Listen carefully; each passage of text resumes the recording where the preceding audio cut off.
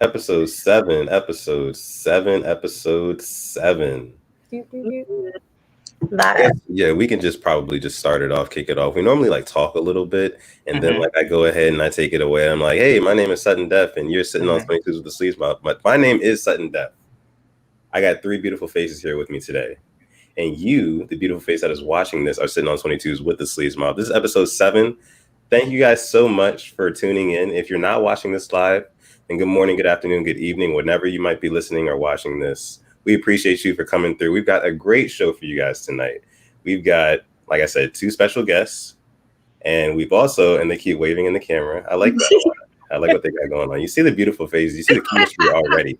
Definitely stick around. So we got a couple of topics to get to you guys tonight. Also, we do have a giveaway.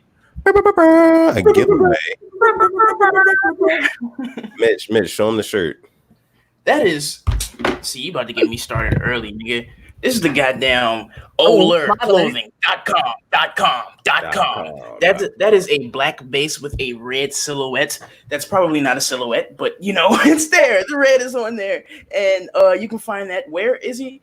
OLUR clothing.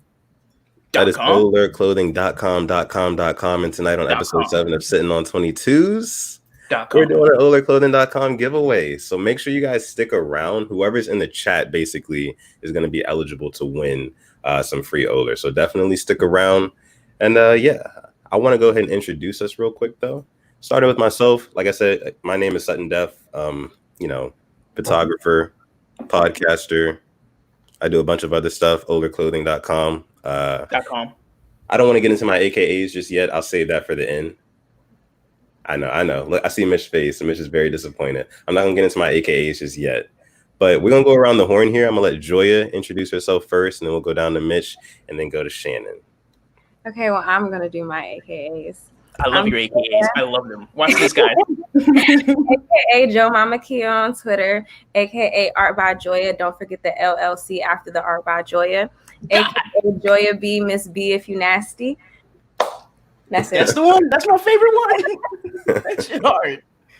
And I'm Baby Gab Mitch, AKA Mitch is Strange, AKA 40 Shorty, AKA Put the Young before that, AKA I ain't had one on me today, but I had one on me the other day. AKA I got so many AKAs, nigga, I can start a sorority. AKA Nephew Conrad, and I can con you, but you can't Conrad.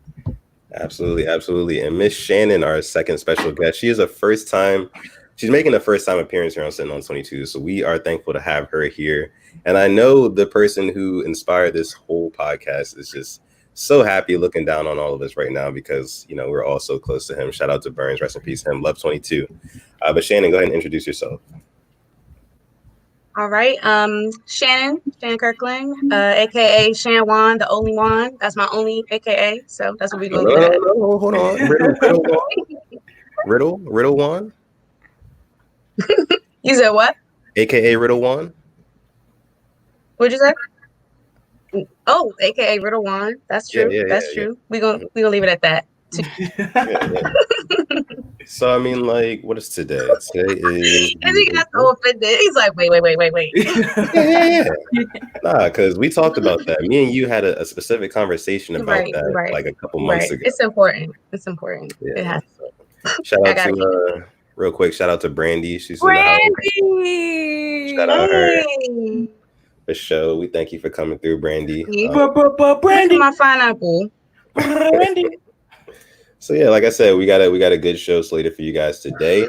We got a couple good topics, but first, before we get into any of those topics, I just kind of want to see how are these guys doing. I want to talk to Joya. Joya, how are you? What have you been up to? What have you been doing since the last time we saw you? We missed you so much. I missed you guys too. So I'm happy.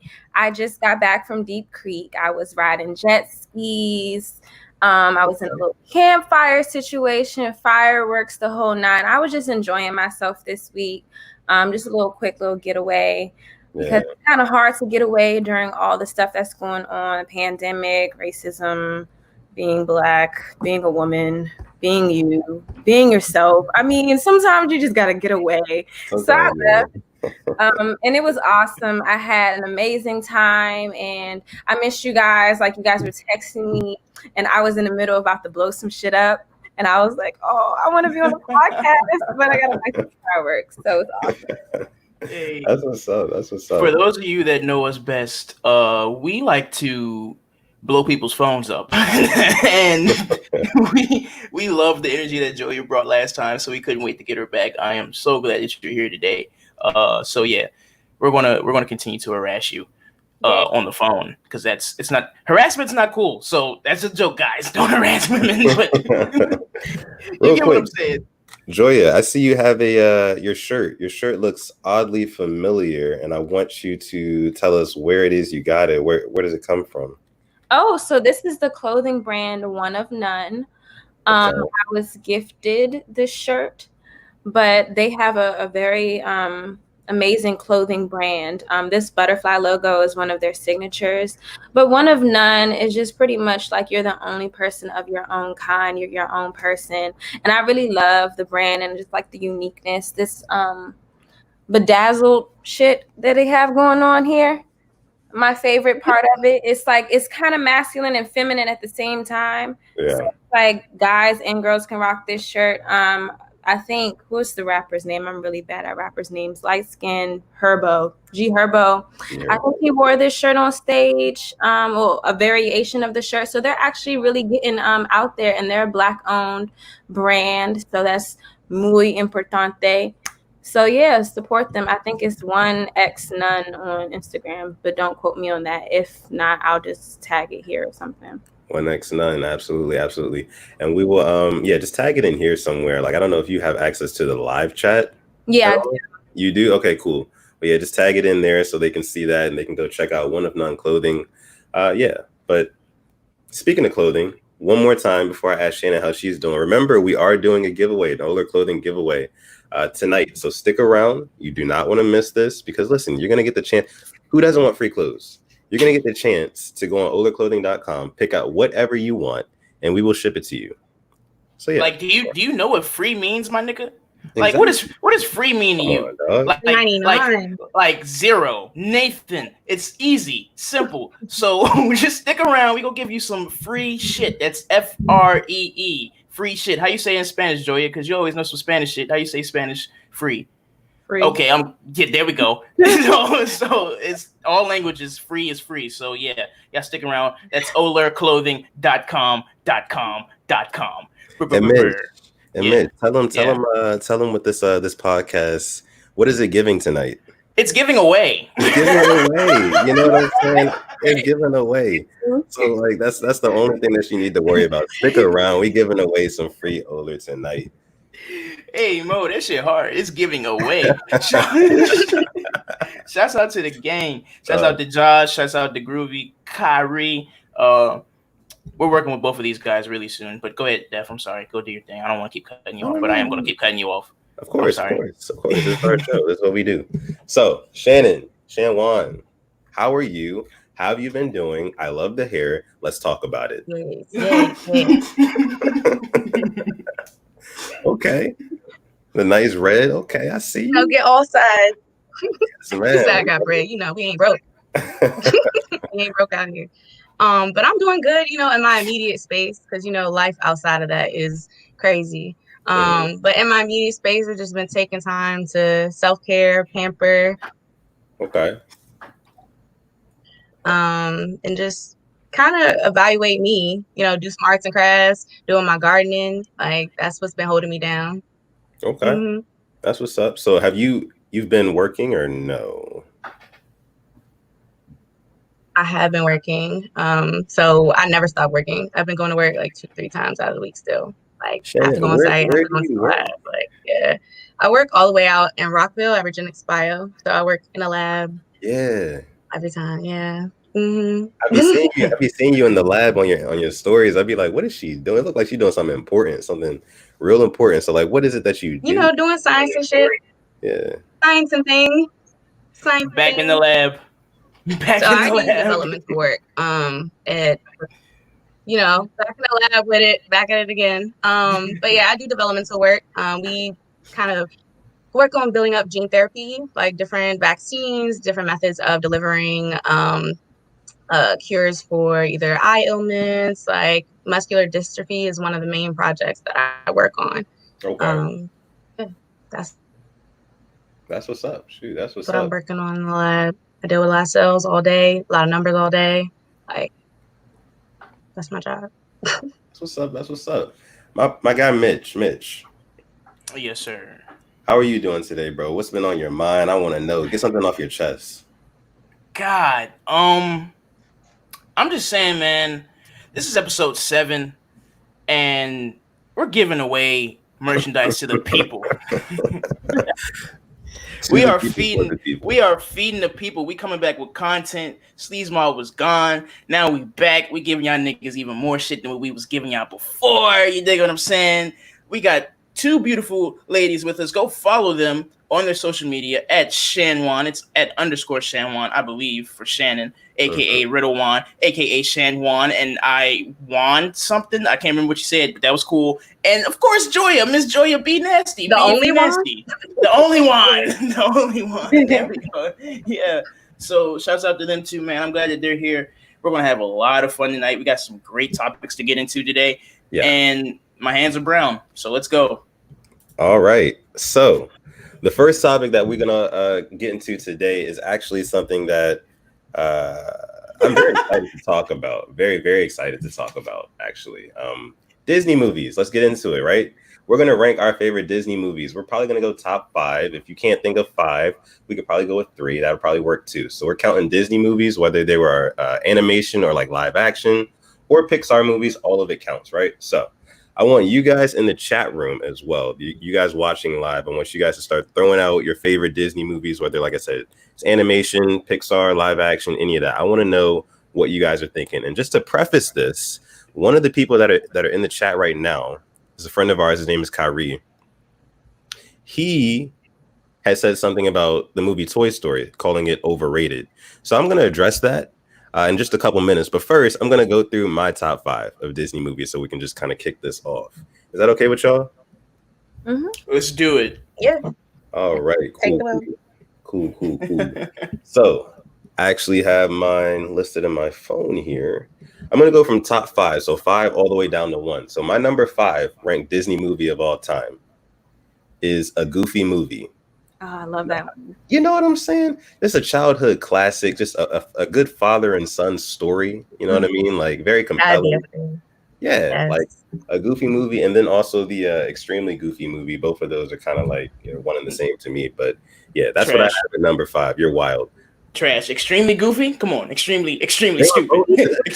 extremely bad. When the Goofy popped up at his school and he had the afro, and then he single-handedly became the most popular goof on campus. Yes, Joya. Let us know. Give us the highlights of the movie. Bradley Uppercross the third, like.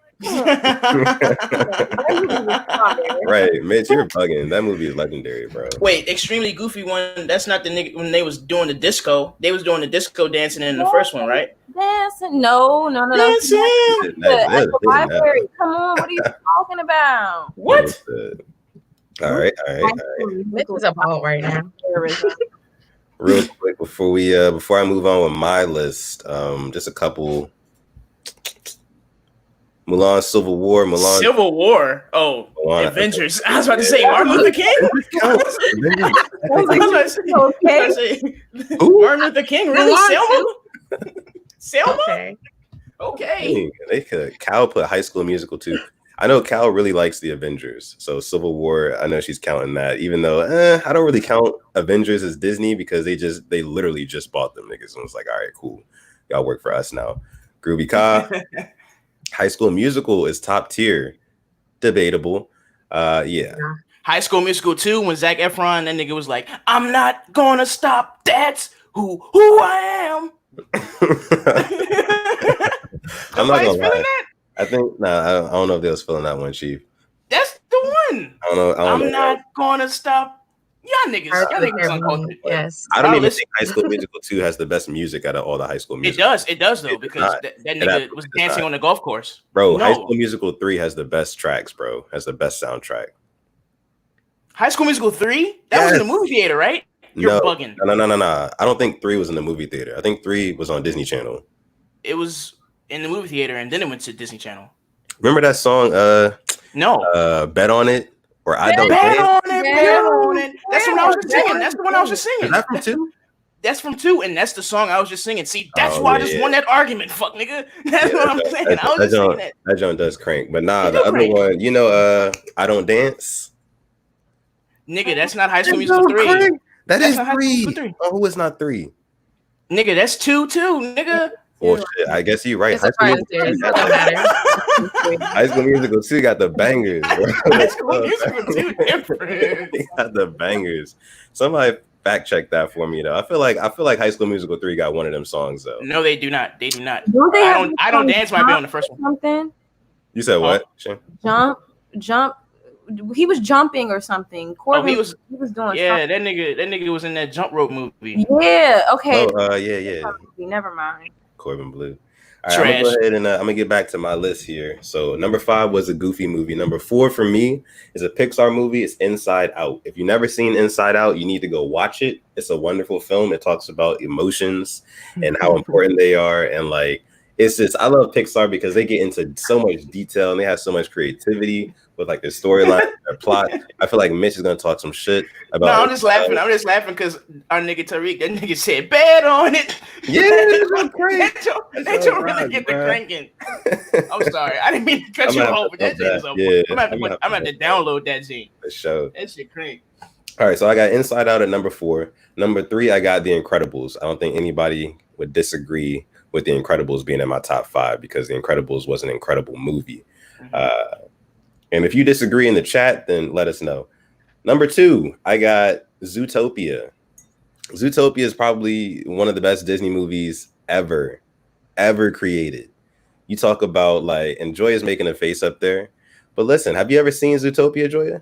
No, so I'm just hating. But I mean, which is why is elite. But you said what?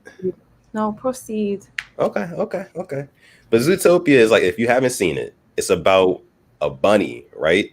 You know what I'm saying? And she's from like the country, so she's like a farmer and stuff. But like she's a fed. She has dreams of becoming a fed, basically a cop. It's totally unrelated to everything going on right now. Don't do her like that. So she wanted to be a cop, so she had to move to like the big city called Zootopia.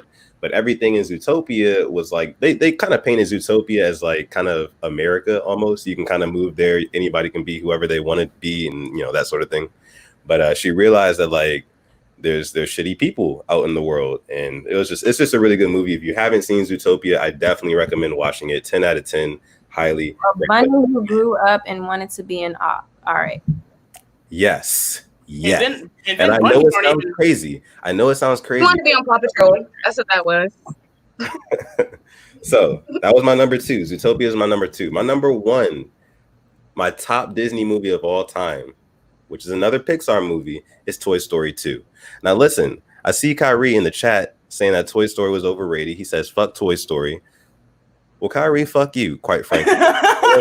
Because Toy Story 2 is probably one of my favorite movies of all time, period. You know what I'm saying? When it comes to like storytelling, plot, and for me, for animated movies, I love one thing. I love adventure. If the main characters get from point A to point B and they go through a whole bunch of stuff in between those points, I love that. You know, when they learn stuff about themselves and then, you know, the climax is great, all that. So Toy Story 2 is my favorite Disney movie of all time. I want to hear from you guys, though. I also want to hear from the people in the chat. I want to let me see, any, mini, mighty, mo. Who do I want to go next here? Joya, Shannon, Mesh. Joya. I knew it. Joya. Yes. So I would like to know your top 5, if not top 5, you know, it's okay with top 3, your top Disney movies. Let's get it. Okay, so number 1, because I watch this movie at least twice a month, like I need to for my sanity, Hercules. Yeah. Hercules, hands down. Because first of all, every song on Hercules, thank you. The whole storyline, flames, the fighting, flames. Hercules is always forever going to be. Yes, Hercules is from the beginning. Even the narrators sing it, girls. I love that movie. I love that movie. But Hercules makes me smile from inside out. If I'm down, I'm turning on Hercules. Mulan, because Mulan was a savage. Clearly, she knew what she was doing. She stood up for her family. She saved China, and then she got the nigga at the end. Come on, like. If that's not a happy ending, I don't know what is. But that whole movie was fire. It wasn't like a traditional Disney movie in a sense. Like it wasn't like, oh, princess, tower, dress. Like no, Mulan was cutthroat. Yeah, she was like, I'm a nigga. Yeah. I am a nigga. She was the first cross dresser. Like she was the first cross dresser, in my opinion. Bare hands. It wasn't in like how.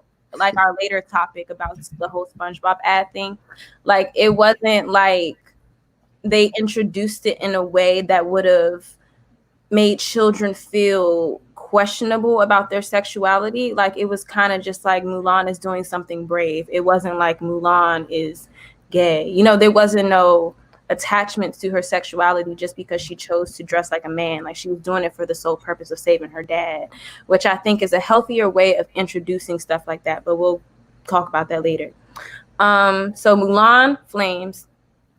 I guess I'm gonna just do 3 because I don't really think that I have 5. Cool. The 5 was an ambitious number. 5, yeah, I'm 5 sorry. is really ambitious. That's my fault. The third one, I would have to say Lady and the Tramp, but only because of when I watched it as an adult, that movie is hilarious. That movie is so funny because it's so inappropriate and you don't really. He be calling her bitch. Yeah, he called her a trick. Like, yeah. He said bitch. He was like, bitch. Like, that movie is so funny. Like, oh, really? He said that? Yeah. I don't remember that. I'm going to have to rewatch. I don't remember that either. Yes, like watching it as an adult is actually really funny. But I thought it was just like a cute little storyline, you know, the dogs falling in love, whatever, the spaghetti shit, come on, fire. And they recreated that scene in the Rugrats. If I had to choose a 4th, it would be all the Rugrats, all the orange videotapes. I don't care. But that's Nickelodeon, so there's that. I mean, well, no, we can't just give you that, Jordan. We can't just let you have can't that. let you get that one off. Okay. Oh yeah. By the way, I like Dexter's War Story. They're cousins. Like what? They're cousins. Nah. Oh my god. But yeah, those are my top 3 plus the 4. She said all the orange tapes. Like, nigga, they're orange for Nickelodeon. Oh, you come right. on. But I do. I don't like Lady and the Tramp. Goddamn, Mulan. She was cool. Mulan. I'm gonna call her Mulan. That's how it's spelled. How is that? She was a nigga. Wow. Half the movie, and I'm disrespectful. It was a decent movie. It was a you good can movie. You can at least pronounce her name right. Right. Was pink. I mean. I bet you there's people out there that call her Mulan. I think Mulan sounds cooler than Mulan. Mulan is hard. So that's like calling Pokemon Pokemon. I call Pokemon Pokemon because that sounds cooler than Pokemon. That shit's corny. Keep going, y'all. Yeah. So I just want to hear from you, Shannon. I feel like you got a good lineup for us. What's your favorite Disney movies? All right. I don't necessarily have like an order like you all have. That's the crazy part. Like, it's fire, tell them. You've already said like a lot of mine, especially when you said Hercules. Bam. Definitely one of mine. Goofy movie, definitely one of mine. One that y'all haven't mentioned yet, Hocus Pocus is the shit. I don't know why you haven't mentioned that yet, but I guess we're talking animations. If we're talking live action, Hocus Pocus, eat shit. George of the Jungle, funny as hell. Like, I don't know why we're not mentioning enough live actions. Let me think. I don't know if I would put Tarzan like up there, but George of the Jungle is definitely funny for me. Let me think. Like, what's another one y'all didn't mention already? You took all the good ones from me. Pirates of the Caribbean. Whoever said that, down in the comments, because longevity. Gotta keep that. Gotta hold that. Yo, she said Mitch hates Asians. What else? Oh, and Holes. That one scene. Digging up them holes, digging up them holes. Yeah, like holes is definitely also one of my favorites. Like it's hilarious. That one scene when Shawty put on the Venom nail polish. Yeah. Scratch. And she slapped the fuck out that nigga. Yeah. Like I'm not one for violence, but she did what she had to do. That part scared me because when I was a kid, I really thought that she had like rattlesnake powers after she put the nail polish on, because when she slapped him, it was like psst, and then he had the scratch on his face. I was like, oh yeah, he started like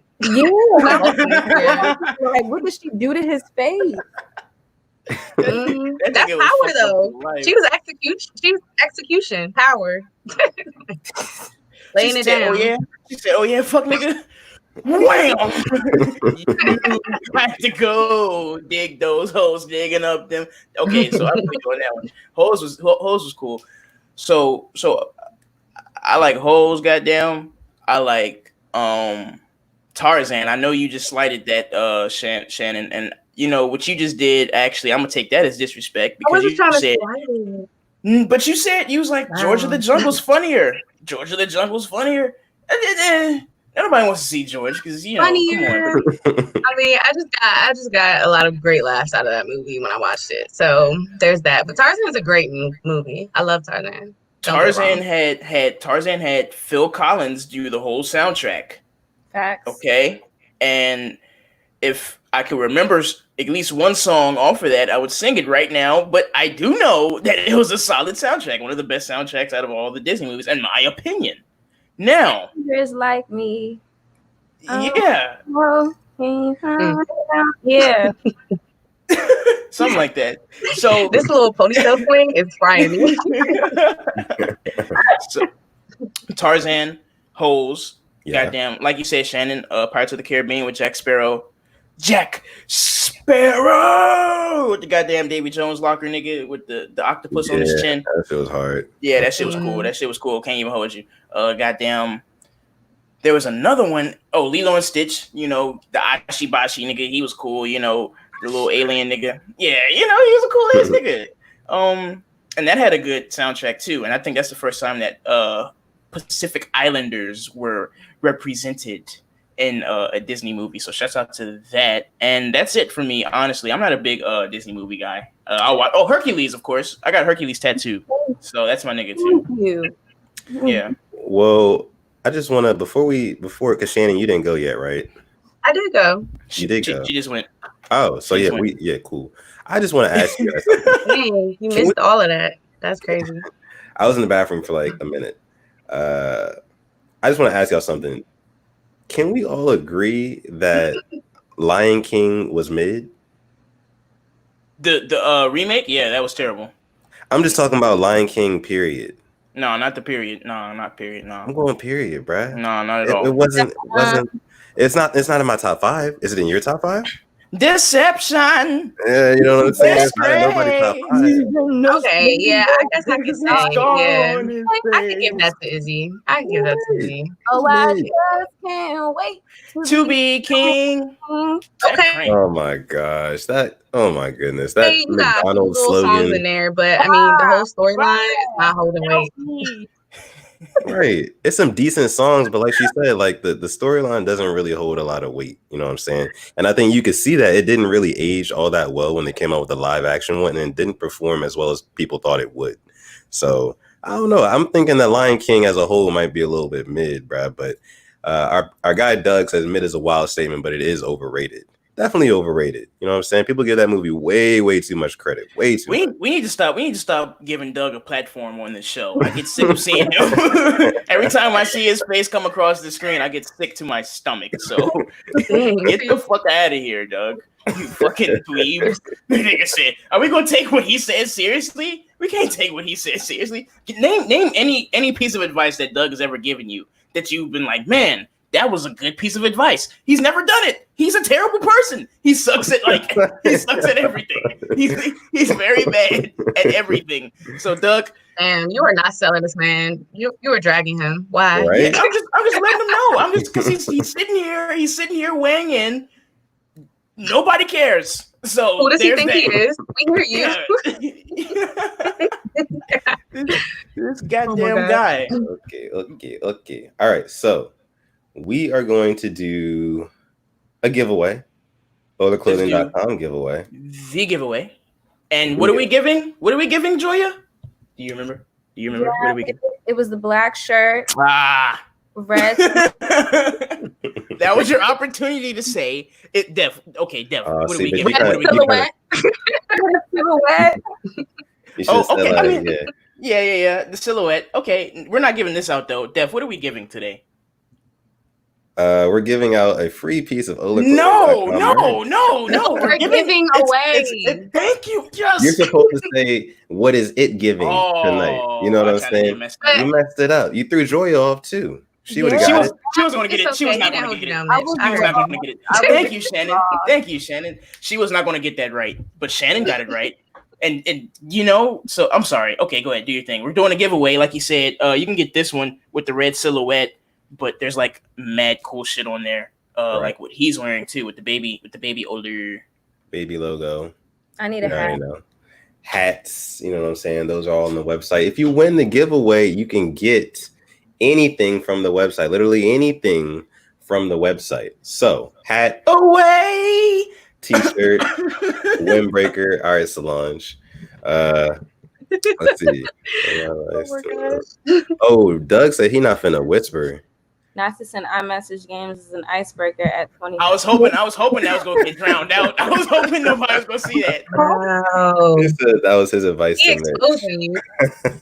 Bruh, you want to know? Because you know what's funny about this nigga? He wanted to say that so bad last week he was here, but he couldn't say it. But let me tell you something. As a man, when you see opportunity, Def, you take it. Now, I wasn't even trying to slide in that girl. I wasn't even trying to make a move on her. I know who he's talking about. What happened was she had like tweeted something about like playing iMessage games, and I just was like, "Yo, here's my number. Send that shit." And that wasn't like me like coming on her. It was just like saying like, "Yo, let's just run this shit." And I mean, you know, she told something else got relayed, but that's my story, and I'm sticking to it. We're giving away. I'm not listening to Doug. That's why we don't like him anyway, is because he spreads lies. Okay, there's no credibility to what he says. He's a real dirtbag. So listen, guys. We love Doug here. Nice. Sitting on 22 Sleeves, my podcast. Yeah. We love Doug. We had Doug on last week. We enjoyed it. It was a great episode. We love him. But look, right now we currently have, it looks like about 7 people watching live. If you just are tuning in, welcome to Sitting on 22s with the Sleeves, my podcast. We've got 2 beautiful guests here today. I'm going to ask them a question. Stemming from what we just talked about, like in the past minute, because it just came to my head. Joya, Shannon, what? And I want Shannon to go first. Shannon, what was the worst DM sliding experience that you ever got? So a guy sliding in your DMs. What was the worst thing that a guy has said just off bat that made you go like, "Nigga, what?" Okay, this happened. This happened during quarantine, like. Ooh, so this is pretty recent. but so y'all know I'm doing my gardening thing and whatnot. So it was something to do with kiwis I was trying to grow.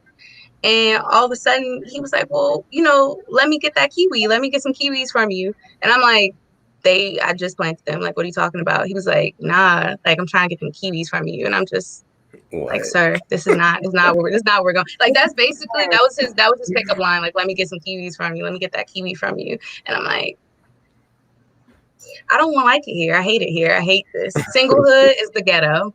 Can't go outside. Can't go outside. I can't post nothing wholesome. Yeah, that ain't it at all. And you talk about let me get that kiwi from you, sir. Where are you coming from? Go away. Be gone. What is the angle there? So that was a recent one. I don't know if that's the worst one, but that's recent.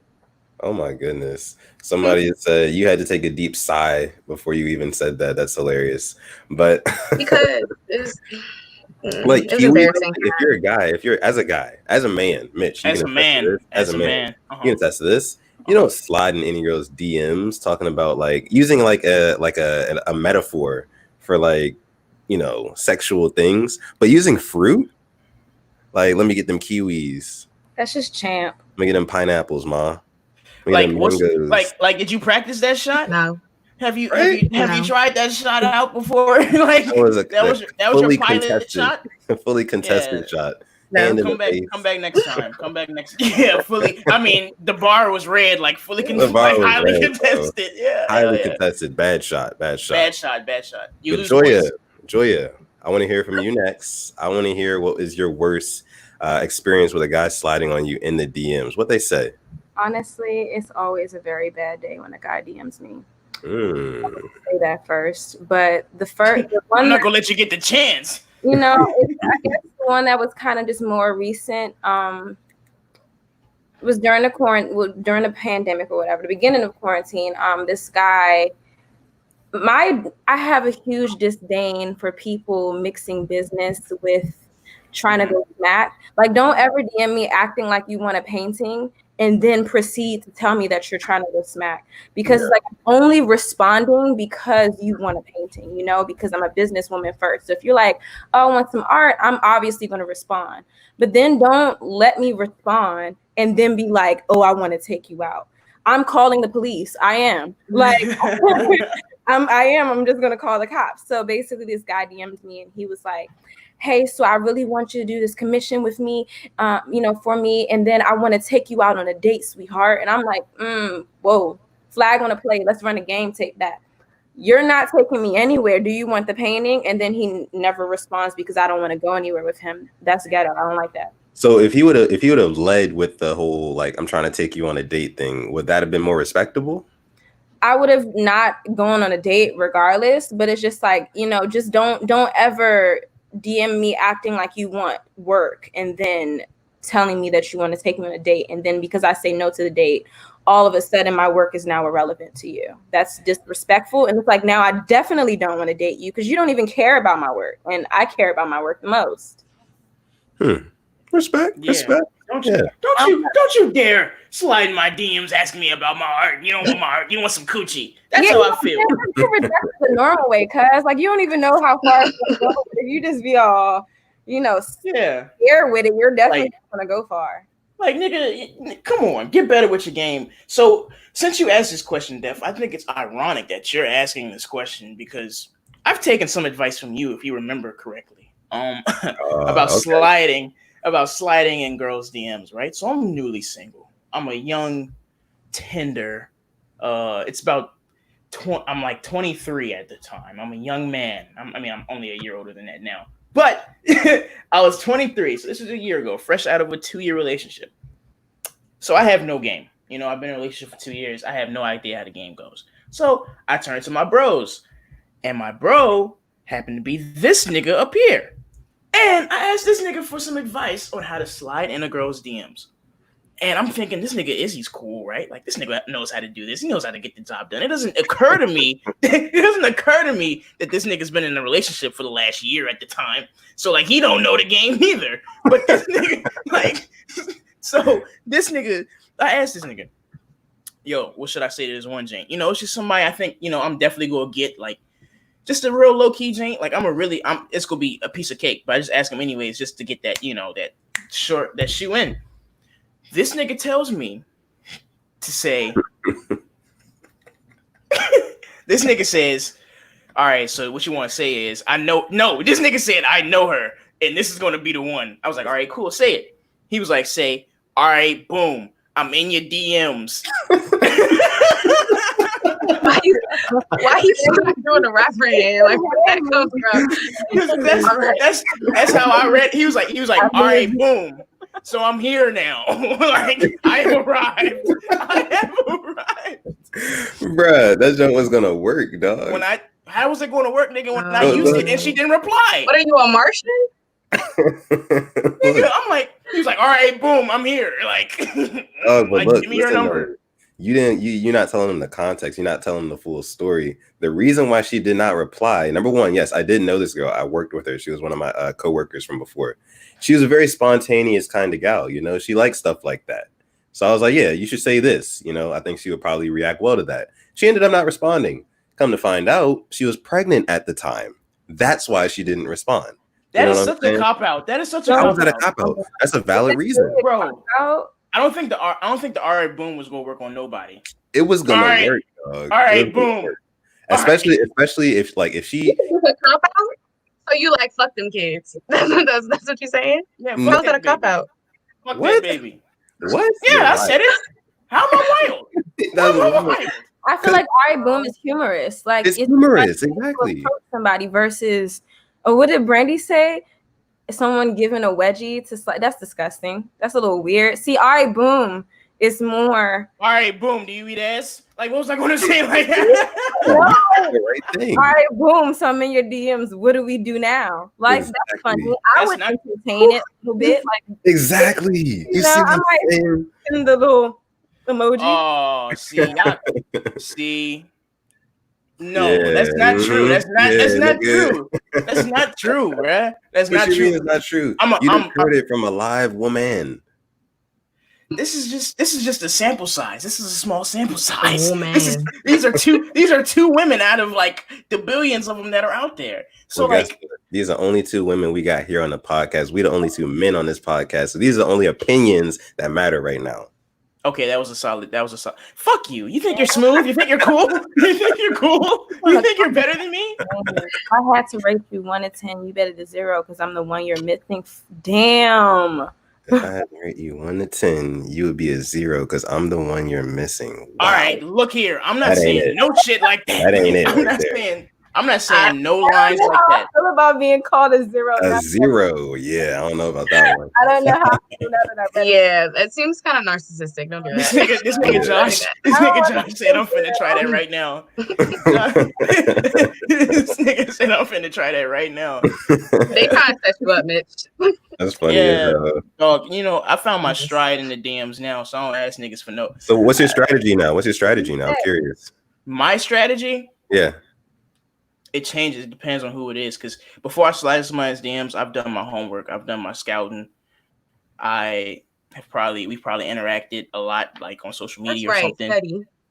Yeah, it's like because I don't want to be the nigga that like just comes out of like the clear blue and like slides in the girl's DMs, like because a lot of niggas do that, you know, and it's like, oh, you're just another nigga, you know. I don't want to be just another nigga. And that will separate me from those niggas. So I already have a better chance than those niggas. And then I'll just hit them with my classic line. I ain't gonna say my classic line because, you know, that's like my secret recipe. That's like the little, you dig what I'm saying? Let us know. What's the classic line, bro? What's the classic line? No. Because I can't do that because what if somebody watches this and they're like, oh, this is the same line that you have given every bitch that you're trying to talk to. If they are watching 42 minutes and 20 seconds into a podcast and they're listening to you, that means they obviously like you. You know what I'm saying? So, yeah. But then they're gonna be like, oh, this nigga gave me the same old rap line that he gave XYZ. Well, I'm sure you got a little bag of tricks, right? Yeah, you got like 5 different lines. Yeah. My fadeaway jumper. I get down in the post, Izzy. I back her down. Hey, I back her down. I hit her with that. I hit her with the little shimmy. Which fade away, Kobe style. Works like a charm every time. I got that one move. That's my claim to fame. So I hit him with the. It's gonna sound cheesy because I'm gonna say it out loud, but like it works. It works. The success rate is really high. Fuck. I just got bullied into saying this. So damn, this is gonna be cringe. It okay, it doesn't work that well, but it works 50% of the time. So it's like I say, hey, you look like some no. Whoa.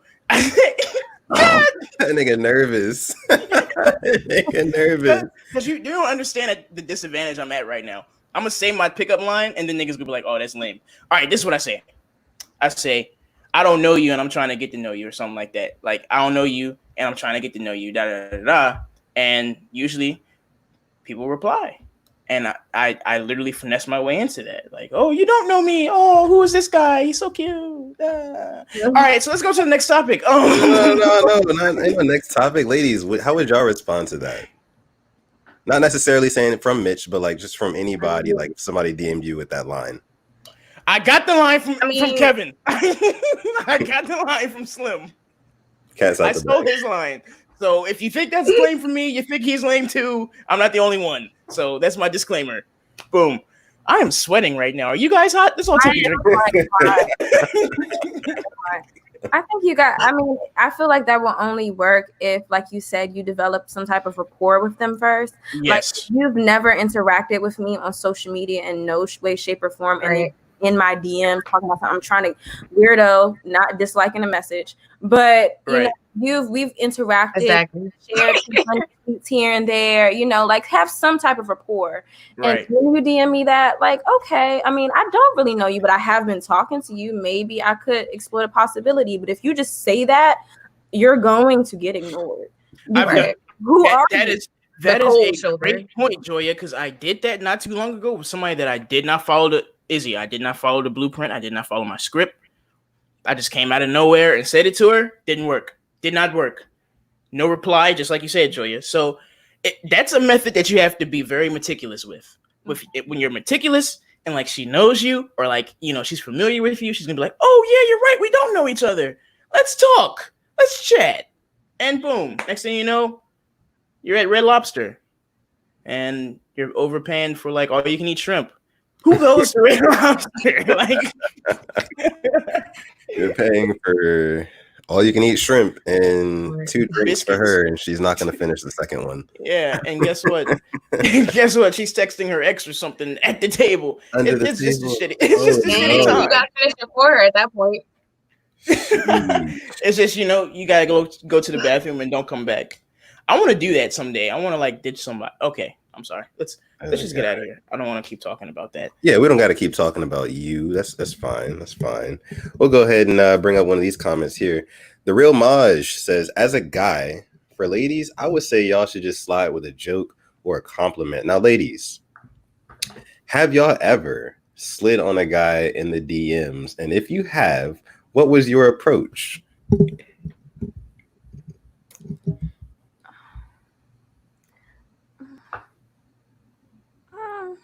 Don't go all at once.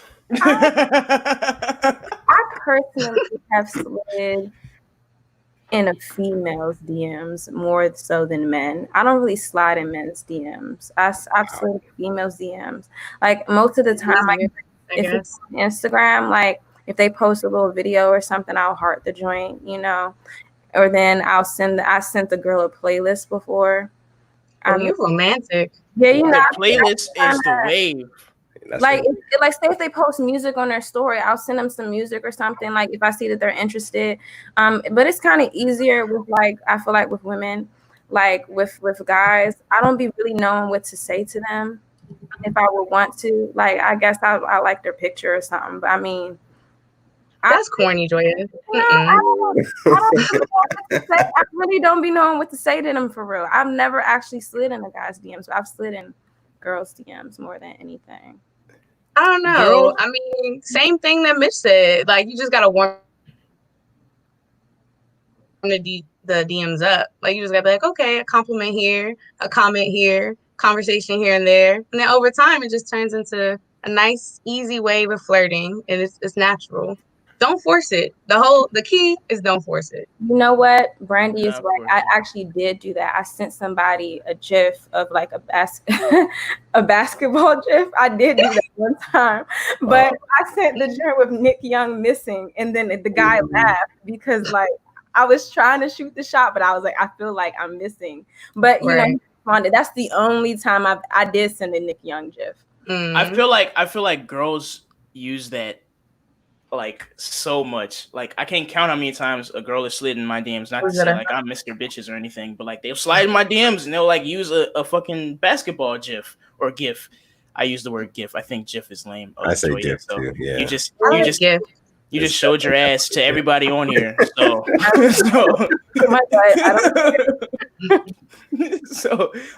yeah. I mean, girls. I feel like that's like their thing. Like they're like, oh, we're gonna use a little GIF.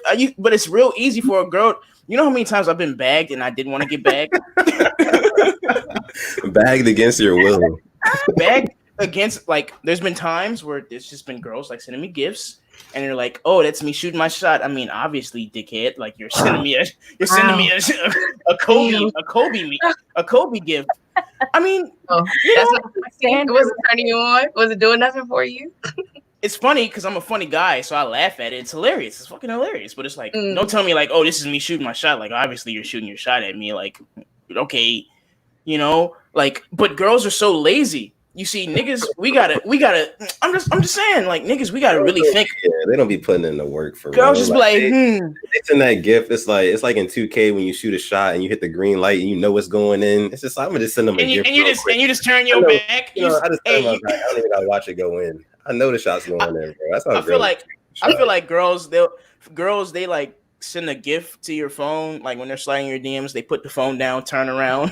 It's just you know, let it manifest. Just be like, I got it. I got it. I send GIF. I'm saying GIF. Once I send the GIF off, I put my phone down and I'm like, it worked. I know it did. Exactly. I know my shot went in because even though it didn't in the GIF, I know it went in physically. But I mean, that's the standard way, because what am I supposed to do? Like, I'm not about to be like, what's cooking, good looking, or whatever shit y'all say to us. So it's like, honestly, I would rather send a GIF to me than, you know, you don't have to have a pickup line all the time, because the line can destroy you if it doesn't pick someone up. If I'm not picking up what you're putting down, then your whole mission is aborted. So it's just like with the GIF, I don't feel any type of way, because it's not like I said something corny that you're going to reject. You can just easily not respond to the GIF. I mean, how is that hurting me? Yeah. If anything, you're hurting the GIF. Yeah, but that's lazy, Joya. You need to come better with your rap game.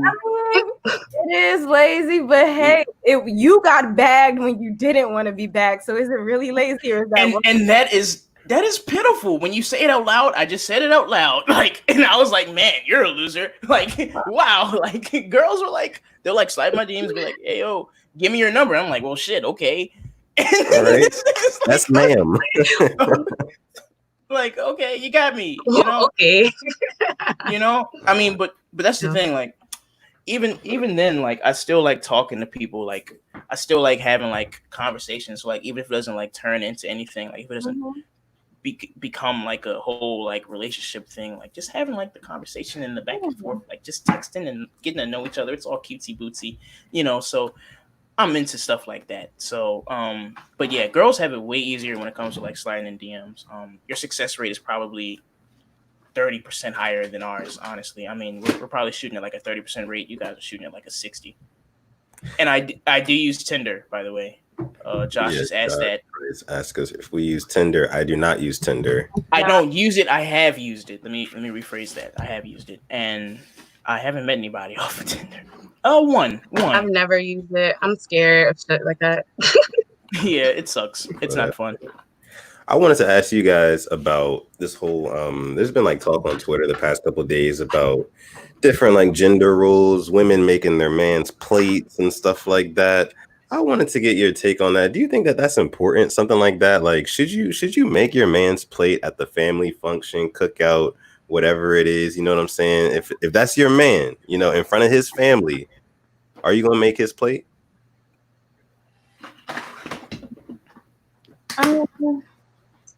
I mean, I would make plates for like my guests each other time. So like if it's just him, like I don't know, it's at his family reunion or like my family reunion. It's at your family. My family. Well, no. I'm sorry. His family. My bad. His family. I'm tripping. I mean, if it's his family, I'm his guest. So honestly, I will more so like if we fixing plates, I would prefer him to fix my plate. Because me personally, if you're my guest, I'm most likely leaving you with said uncle, aunt, or whatever, so you can interact, so you can get to know so-and-so, so-and-so. And if I know you well enough, I know what you want on your plate. So I'm going to just bring it back over. I'm not going to break conversation. And we're going to eat, we're going to break bread, we're going to keep conversation going. But if it's at his family reunion, if you invited me to get to know your family, and let's say I'm already having a conversation, that's hard enough. Like, if you come and you're like feeling awkward or something, and then you all of a sudden start conversation with the family member, you don't want them to break that, oh, go fix a plate. You know, it might be awkward coming back into that conversation. Just if you already know what I like, just go fix my plate. That's nice. That's a nice gesture. I don't think that's a gender role thing.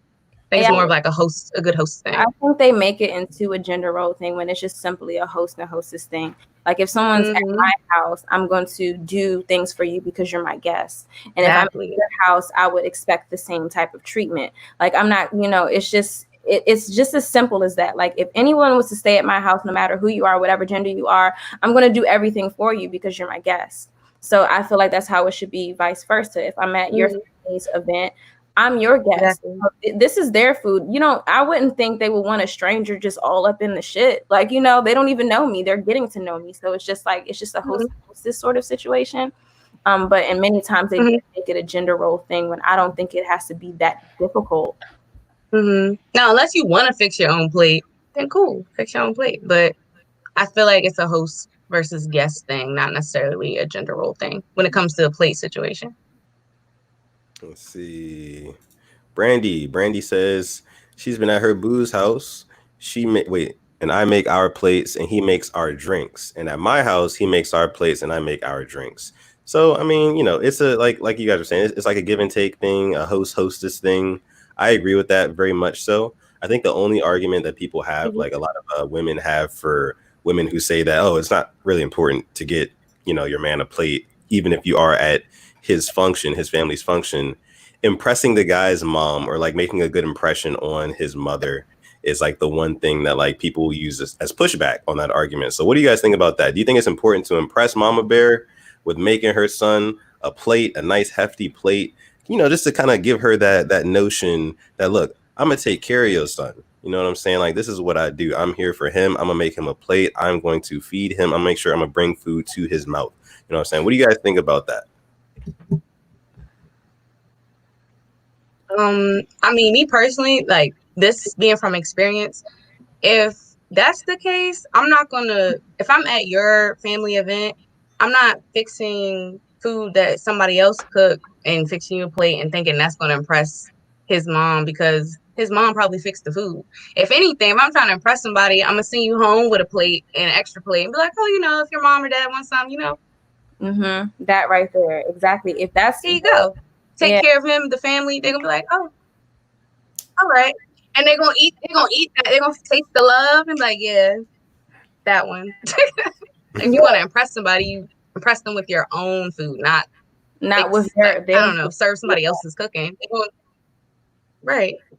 I never thought about it like that. I never thought about it like that either. That's a good point. I feel like when you're meeting somebody's parents, they react more to thoughtfulness of them versus you being all up on their son. Because you're obviously already all up on their son because you like your son. But it's just like if you are considerate of them as well, I feel like that will resonate with them more than you just showing them how all up on their son you are. Like, how is that impressing them? Like, if I go out my way to do something for the mom as well, like, hey, does everybody in here want something to drink? I feel like that resonates more than I'm just sitting here catering to the son the whole time. Like, that doesn't really make any sense. Exactly. The parents as well. So just even spending time or even just feeling like I can do things without him being there is more impressing as well. Like, I shouldn't have to follow him around the house and I can't be in the room with the parents, having conversation. So it's not even about just catering to the man the whole time. It's also just being thoughtful of the other people you're interacting with.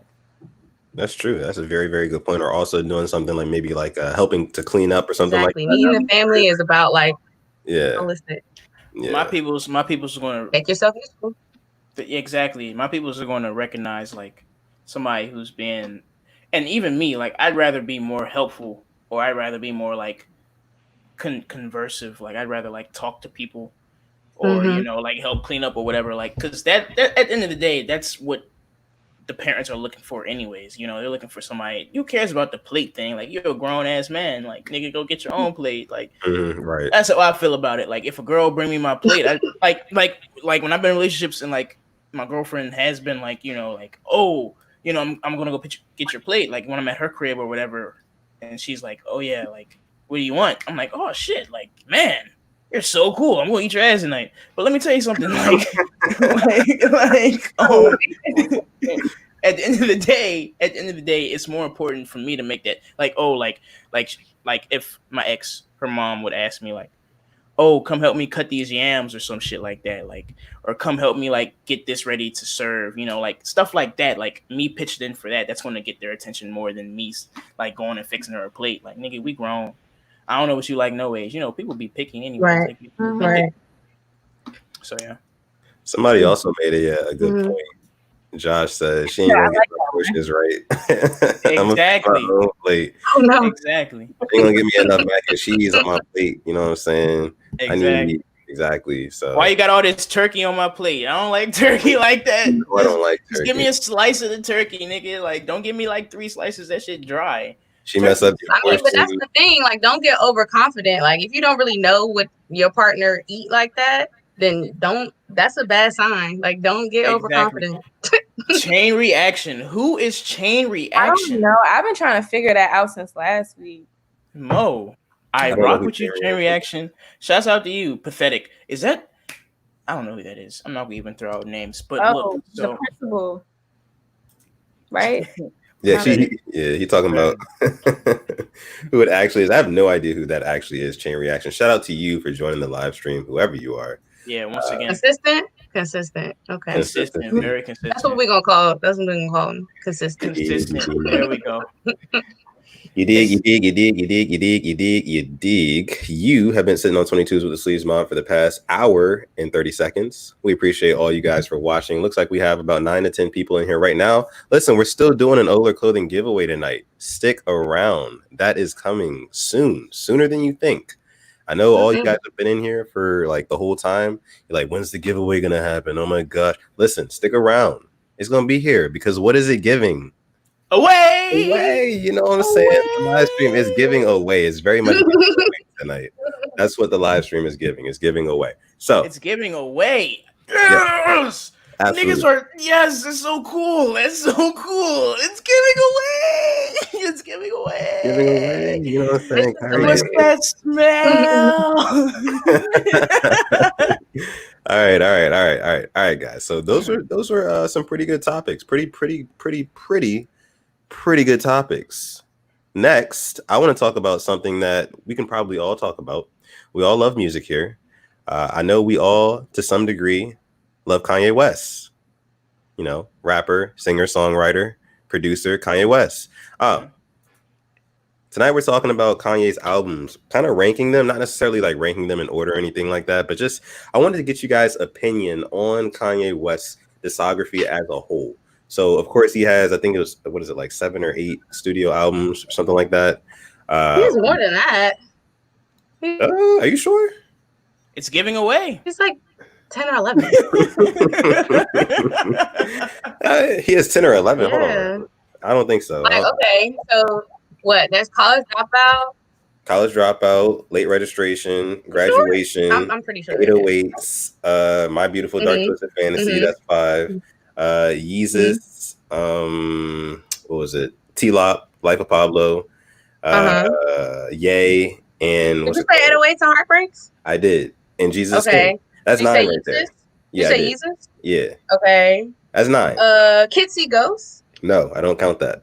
Why? I don't count the collab albums. I don't count Watch the Throne.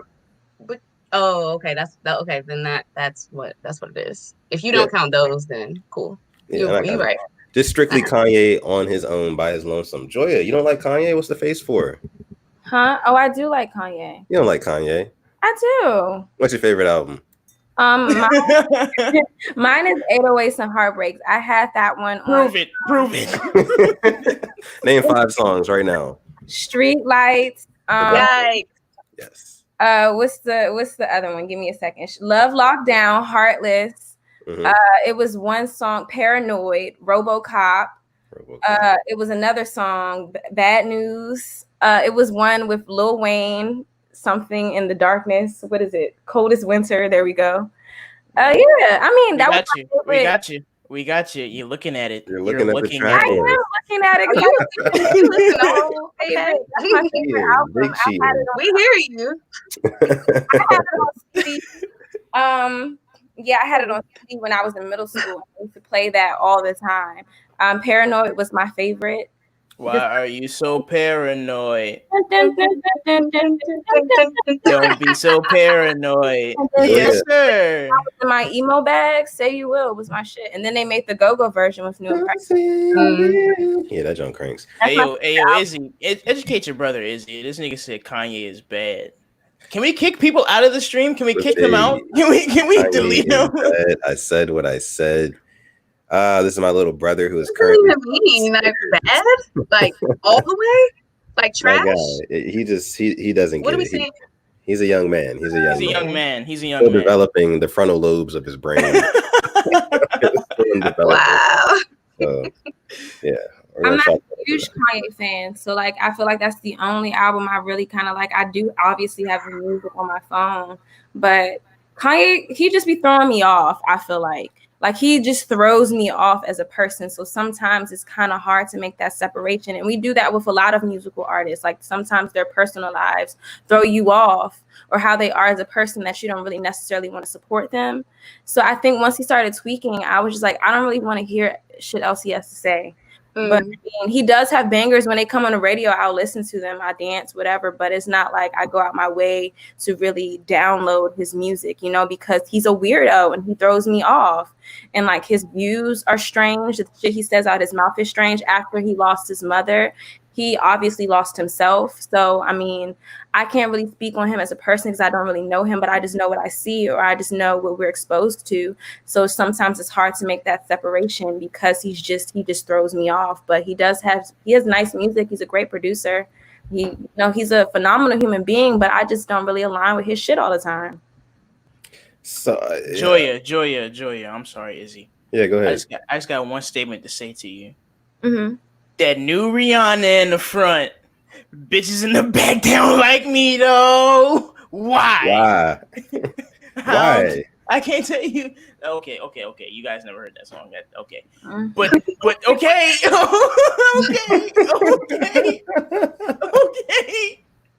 All right, look. And I know it's not my turn. I'm gonna go out of turn. But look, okay.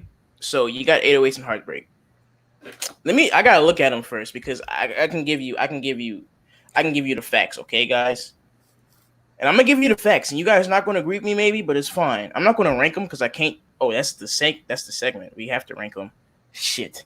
Okay, so I think it's fair to say that my Beautiful Dark Twisted Fantasy is his best album of all time. Is his best album. I'm just saying it's easy to say that. It's very easy to say that. It's definitely his most like captivating, like commercial type album. You know, like a lot of those songs were in movies. You know, like epic music. That's what I like to call it. Like music. power. Like if I was ever in a movie, that new Rihanna in the front. Shout out to Telly. He know what I'm singing. That Midas touch. But I mean, you got Graduation. I mean, you got shit like We Don't Care What People Say. Drug dealing just to get by. Stack your money till it gets sky high. Sing. They wasn't supposed to make it past 25. They don't get the rock and when it all falls down, and it's the real one, baby. You got that one. You got Jesus Walks God. Yeah, it's just he's got so many hits. Get him high. I mean, Workout Plan. You got Workout Plan. You got New Workout Plan. You got Slow Jams with Twista and Jamie Foxx. So Graduation is a hit. I mean, Yeezus. Nobody likes Yeezus. I'm going to cape for Yeezus because everybody's going to say the same albums. Obviously, I love Yeezus. From top to bottom. If you haven't listened to it in a while, Joya, you look like you haven't listened to it in a while. I implore you. Okay. Switch Your Power in Me. Yeah. I listen to. Don't think I don't know his songs. Slow Jams is my shit. Come on.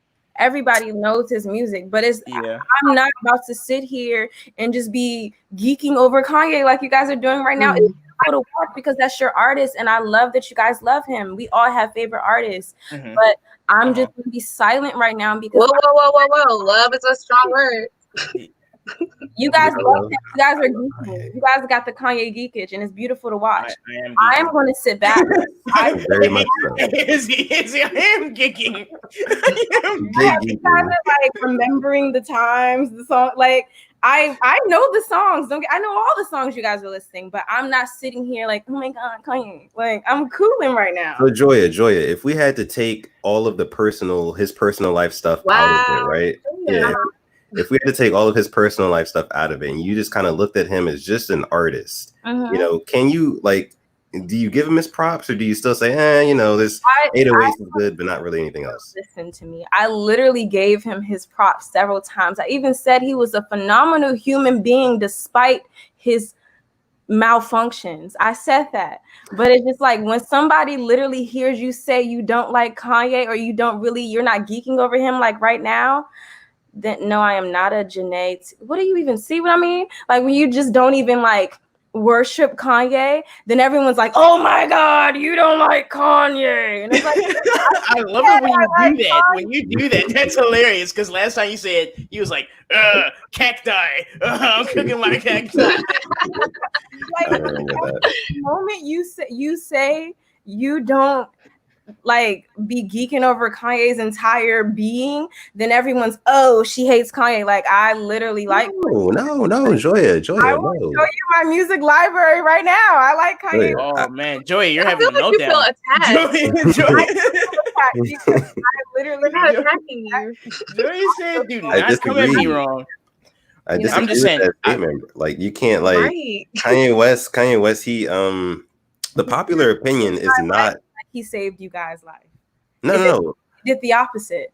The popular opinion is to hate Kanye West. Is it? Why? Yes. It's super popular. A lot of people fight against him now. I don't hate Kanye West is what I'm saying. I like him. He's a phenomenal human being for the third time. But I don't have the geek itch in my bones. Like it's not like when he drops the project, I'm like, oh my God, new Kanye, like everybody does. I'm just like, I will hear it eventually because someone's going to throw it on the aux. And if I like it, I'll go and download it. When he first came out, I loved Kanye West. But it's just like over time, I was just like, I don't really care for his music because I don't really care for him. And that's what everybody does that. If you don't really care for a person, like say if one of your favorite artists did some janky shit the next day, you're going to feel hurt by it because you love their music. But then at the same time, you're going to start to listen to them less and less because of their views. And everybody does that. But it seems like when it's Kanye, no one cares what Kanye does. It's just like, oh, you don't like Kanye? You don't like life. Like, all right, cool. Bro, no, Joya. I mean, but we talking classic Kanye, like classic Kanye. I don't know about his last. What is it? His last like 3 or 4 projects? No, like 3 projects or so. Slow down. I can't do without it really in my life. I can. But old Kanye, yeah, we missed the old Kanye. Like over here in my house, we missed the old Kanye. And see, he has a song for that. He does. Nigga, and that's that. Kanye. No. Free Kemp. No. Kanye for the people. Bro, what album did he start fucking with Kim? Like right after like My Beautiful Dark Twisted Fantasy? That was The Life of Pablo, yeah. So The Life of Pablo, he gave us Yeezus, he gave us Life of Pablo because Bound 2 had Kim Kardashian in it. And I know niggas don't rock with Yeezus, but let me tell you something. Yeezus is good. Yeezus is pretty good though. Yeezus was pretty good, right? Thank you. Yeah. Now I lay me down to sleep. Wow, Art by I hear speak to. Oh yeah, we got you out of here. We got to get you out of here. The Life of Pablo is great. Wow. And then every now and then he'll give us like a single, like he'll give us like a captivating single. Like I want everybody to cop this wonderful thing called Q-tips. Clean your ears. Use them. And listen to me when I just said just because Kanye and I don't have the Kanye geekage, now I'm over it. Cool. Cancel me, baby. I love it. Who do you think you are? You think you're Jill Scott? Cancel me, baby. Cancel me, baby. You sounded just like Jill Scott. Bro, that is hilarious. That's pretty funny. So Joy, I'm just curious. I'm sorry, not to cut you off, definitely. Yeah, go ahead. Who's your Kanye? Who is my Kanye? Honestly, the rapper that I feel like I listen to the most, other than Tupac, would have to be Currency. I really love Currency. Like Currency drops consistent good music in my opinion. I'm a Currency fan. I love everything that Currency does. You can cancel me all day, Telly. I don't care. But I don't even know if I have like a Kanye, like someone that I necessarily geek over because I listen to so much music that it's never like one person that I'm just like, oh my God, everything they do is amazing. But I know that Currency is the consistent artist in my music library. Okay, so what's your favorite Currency song? Ooh, that is hard. Shit. It would have to be either Hennessy Beach from Verde Terrace, or it would have to be Prioritize. Okay, I don't think I've ever heard of either of those. Me and Izzy actually, just a quick fact, not to take your spotlight away, Joya, but me and Izzy have a song over one of Currency's beats. It's called "The Feels." I don't know if even Izzy knew that was a Currency beat. Nope. That's a Currency beat, and you know, I think or Stolen. I love Stolen too. Stolen is the beat that I rapped it over. Really? Okay, I love Stolen. That beat is hard. So that shit is hard. Good kudos. Cool point. Okay. All right. Well, goddamn, you're cool in my book. You passed my test. So, all right. So I'm just saying, Kanye's one of the best rappers, one of the best artists of all time. Without Kanye, we don't have a Drake. Without Drake, we don't have Drake. So, yeah. I mean, you know, yeah. So, yeah. Come on, yeah. We're giving away. We're giving all we got. We're giving all we got tonight. It's giving away. It's always been giving away. Just to drop that back in there. For the rest of the episode, it will be giving away. But before we get to our giveaway, see, here you go. This nigga talking about Kendrick Lamar. No. We're gonna move off the music topic. We're gonna move off the music topic. I want to talk to you guys about one more thing, and then we'll do our giveaway. So recently, and we talked about this before we got on air, Nickelodeon released an advertisement with SpongeBob, somebody we all know and love from our childhood. I hope all of you guys love SpongeBob, because if you don't, then what the hell? But anyway, they recently released an advertisement showing SpongeBob, you know, supporting Gay Pride Month. And yeah, a lot of people had a problem with that. A lot of people had issues with like making a fictional character homosexual and like posing them in that way. Is it good for children? Is it good for not? My question to you guys is this: is it important for homosexual representation to be in children's shows? Now, before you answer, take into consideration the year is 2020, and there's a lot of stuff going on. A lot of people want inclusion, a lot of different types of people, especially in, you know, the LGBT community, you know, want inclusion in different types of ways. So do you think that this is an avenue, kind of starting early with children, like getting them used to the idea that, hey, look, there are homosexual people in this world. We accept it as a society. Do you think it's important for that sort of representation to be in children's shows, just to give them that idea that like this isn't like a taboo person just because they're gay? I've been seeing this since I was a kid. Do you think it's a good idea for them to do this? Not directly. Like, there have been times that people thought SpongeBob was gay a bunch of times, like years ago. I actually, when I think Mitch told me like this was going to be a topic, I looked into it a little bit, and I think the creator of SpongeBob said one time, he's like, yeah, I think of all the characters as being asexual. Like, that's not really a big part of who they are. And sexuality isn't a character trait. Like, you know, when we're raising our kids, we want to raise them with like, okay, these are character traits. These are like, this is how you present yourself. But like, who you having sex with, who you're interested or you're attracted to doesn't necessarily define you as a person, but like how you behave with people and how you express yourself is what matters. Also, I feel like certain direct I don't know, plugs into sexuality and any other type of identifying factor for kids is somewhat stifling, because then they're like, oh, I have to identify as this. I have to identify as this. Like, even growing up for me personally, I guess being called like African American. There was one time I had a conversation with my dad about that. And he was like, you're Black. Actually, you're American. Like, that's what you are. You're a Black American. We're not from Africa. Like, that was his interpretation to me. Like, you were born here in the States, you were raised in a Black community. Now, and then as I got older, I realized like being called or identifying with being African American is a whole nother category of being Black.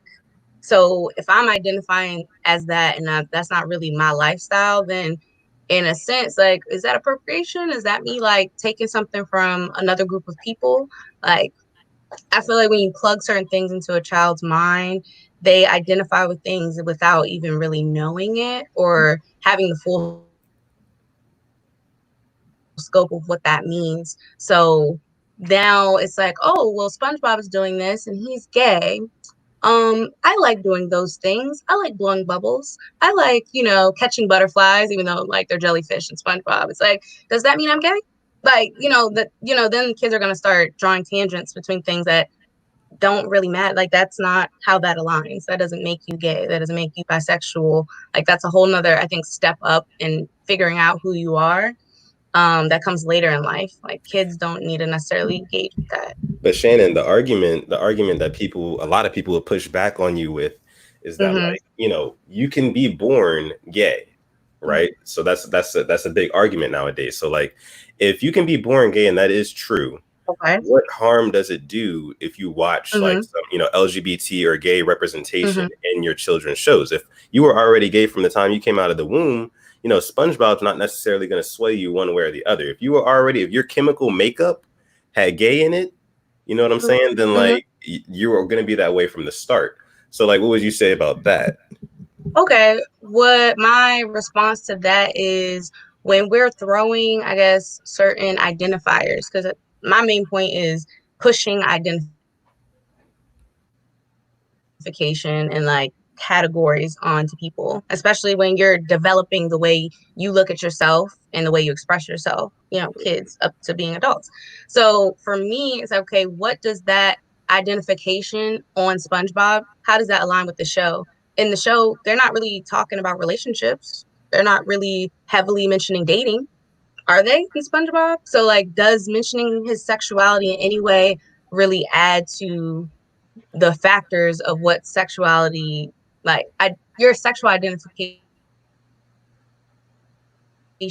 leads to? Your sexual identification leads to who you date, why you date them, how you interact with them. But none of that is like really displayed in SpongeBob. So why mention it? It's like, what is the point? Like, is this just a token characteristic? Like, why would anybody want that? Why would anybody want like a token character? Yeah, right. So that would be my pushback on that. To your point, you also said that like you did some research before we went on air. You said that before, like a while back, the creator of SpongeBob had said that, he likes to think of the characters as asexual. And now all of a sudden, like, SpongeBob is homosexual, or, maybe he is, maybe he isn't, maybe it was just an advertisement. But I think that the big idea for it is that like, they really just want to promote inclusion, and they really want to, spread awareness and stop hate. I don't think it's necessarily meant to like spread, homosexuality to the whole next generation and stuff like that. Just to kind of, I think it's more so just to get them used to seeing that sort of thing, so like when they grow up, it's not something that's totally foreign to them, and they can be comfortable around somebody who's homosexual. And what do you have to say, Joya? Well, I mean, when it comes to SpongeBob, the only thing that I can say about them now identifying him as something is like, why did they feel the need to place a label on him when it was kind of like implied that during the show that he was doing, I guess what you consider gay things. I don't know. Like, he was just being a character. He's a character. And it's just like, I don't think that children should have to choose so early on, even if they are, born gay. That's something that you eventually, like, stepping into your sexuality as a human being is a discovery. You discover what you like as you get older, when it becomes appropriate for you to even discover or even talk about sexuality, because you're getting older and you're stepping into puberty, different things like that. And it's just, there's a way to introduce those type of things in shows that, doesn't have to be from a character that we've all known and loved from like as a child. Like, if they came out with a new show and they have like same-sex parents or something like that, then you can like have that sort of normalcy be introduced in shows. But it kind of just seems like they kind of tried to capitalize off of a show we've been watching for years. And it's just like, we've already kind of inferred that he had like gay tendencies or whatever, but it's not like we ever directly was like, oh, SpongeBob's gay, It's just episode. You're like, SpongeBob's a little on the other side, but I mean, he's just SpongeBob. He's doing SpongeBob things. He's a jolly character. Like, he just be tweaking, and it's just like, so you look at SpongeBob and you laugh at the things that he does. You don't necessarily look at SpongeBob like, that's gay SpongeBob. Like, like, I don't really think that you have to force those labels onto children so early on. Right. they claim their label when they're ready to claim their sexuality, and that comes a part of the discovery. When you're discovering who you are, we're all discovering who we are as we get older. Even sometimes you can discover your sexuality being 24, 25, but it's just like you shouldn't have to put down a children's throat that they have to choose what they want to like because it's on a TV show, because children's minds are like sponges. When they see something, they reenact it, they soak it all in. So it's just like, I don't, like Shannon said, I don't want to have a child thinking just because he likes to pick up flowers and blow bubbles and he's just more, feminine or metrosexual, as you would call it, that he feels like he has to be gay or he should be gay because SpongeBob is now labeled as gay, and because SpongeBob does all these things, he has to be gay. I think that's a little bit too confusing for children, and it's just that they shouldn't have to have those grown thoughts so young. There's a time and a place for all that type of shit, and it's cool to have that representation once you're old enough to understand it. But as a child, you shouldn't even, I wasn't even thinking about sex. I was riding bikes, bro. Like, I was outside with it. Yeah, you was riding bikes, nigga. I was Bobby Jack. I wasn't thinking about if I was outside. I wasn't thinking about that. But there's a healthier way to introduce those narratives without it having to be like, this is a show for this type of thing. Like, just have same-sex parents. Even think of the Rugrats, Phil and Lil. Their mom, their dad was a beard. Come on. Like, even the shirt, she had the symbol on her shirt. And it's just like, even how masculine she was in the show, it can be implied as you get older that maybe they were just like a couple who just made it work and they just wanted children or something like that. But once you're old enough to understand those things, then you can, apply that knowledge to yourself. And wait, what is a beard? I'm sorry. So, sometimes people, okay, so say if you're like, you're gay or you're lesbian or something like that, but you're not really necessarily wanting to come out due to where you are, whatever society that you're in, your surroundings, you use this, you date the same sex, you date the opposite sex to not really put the light on your sexuality. So it's just kind of like you do whatever you want to do. You can be married to a man being a woman, but you can still be, a lesbian, do whatever you want to do on your personal side. But to everyone else, you look like a straight couple. So that's kind of how Phil and Lil's mom was. And it's just like being older and you look at the show, you can understand that because they didn't really have that same connection as Tommy and, and Dill's mother. Like, they didn't have that. Like, it was kind of more so the mom was pushing him around and he was just, taking care of the kids, reading lip shits, whatever. But it's just like when you're old enough to understand, then you can understand that was their narrative. But it was still introduced in the show. Like that narrative was still introduced, but it was healthier. It wasn't like, this is Phil and Lil's mom, she's a lesbian, he's this. It wasn't like, damn, like it wasn't so many labels, and that's the problem. It's just like it was healthily introduced, and then as you get older, you can start to realize those things. But it's appropriate for you to realize those things because you are older. Okay, Mitch. Yeah, man, I agree with goddamn Miss Joya. I'm sorry, Joya, aka Art by Joya, aka Joya B, Miss B. If you're nasty, I think that's your shit. Yeah, okay, there we go. Right. I agree with her, man. I feel like it's something like, as a kid, like she said, I wasn't exposed to nothing like that. I didn't even think about my sexuality as a little boy, nigga. I'm fucking eating graham crackers and shit. I'm doing weird shit. Like, remember like the little we had graham crackers, but like they had like cocoa graham crackers when we was kids. Yeah. I was one of them weird niggas because they would never give you like milk with the graham crackers. They would always give you like juice. The apple juice. Yeah, they would always give you the apple juice with the graham crackers. Fire. You dipped them in apple juice. Yeah, I would dip it in the apple juice. Oh, it was good. Wow. I don't know why it was weird. It was so weird. Like as a kid, like that's the type of stuff I worried about. Like I worried about like, what are we gonna have for snack? Like an aftercare. When my grandfather picks me up. Like, nigga, am I gonna make it home in time to watch Dragon Ball Z that comes on at 5:00 before my mom gets home at 5:30? I mean, that's the type of shit that I was worrying about as a kid. I wasn't worried about like, oh, do I like girls? Do I like boys? I was like always attracted. I always had crushes on girls, but like back then, I thought that was normal, like, which it is. But I'm just saying, like, I'm not saying if you don't like girls, it's abnormal. You get what I'm saying? Like, you know, I don't know. Like, it just wasn't something that crossed my mind as a kid, and I don't think I get like the whole like equality and inclusion thing. Like everybody wants to be included in everything nowadays and all that shit.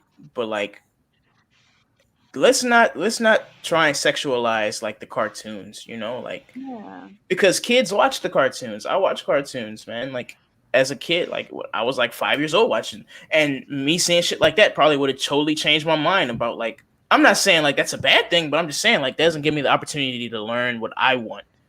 You know, it's like put on me instead of me just growing and learning what I want. So, you know, I don't know. Let cartoons be cartoons at the end of the day. Cartoons need to be cartoons, entertainment. I don't need to know that SpongeBob, Patrick, they fucking probably, goddamn Squidward is sexually frustrated. He's like, Squidward's like, I'm gay, but like I'm not gonna let these niggas know I'm gay because I hate that I'm gay. Like that's the vibe that he gives me. Like, don't make it weird. And it didn't start off as that. Like SpongeBob didn't start off as that. Like it was just like, like they would make those jokes or whatever, but now I feel like it's way more like, like pushed on society, like, and that's fine. Like, if you do what you do, you do what you do. Whoop-de-woo. I don't have no problem with that. Love is love, all that stuff. Especially it's Pride Month. Like, shouts out to Pride, Woo-hoo-hoo.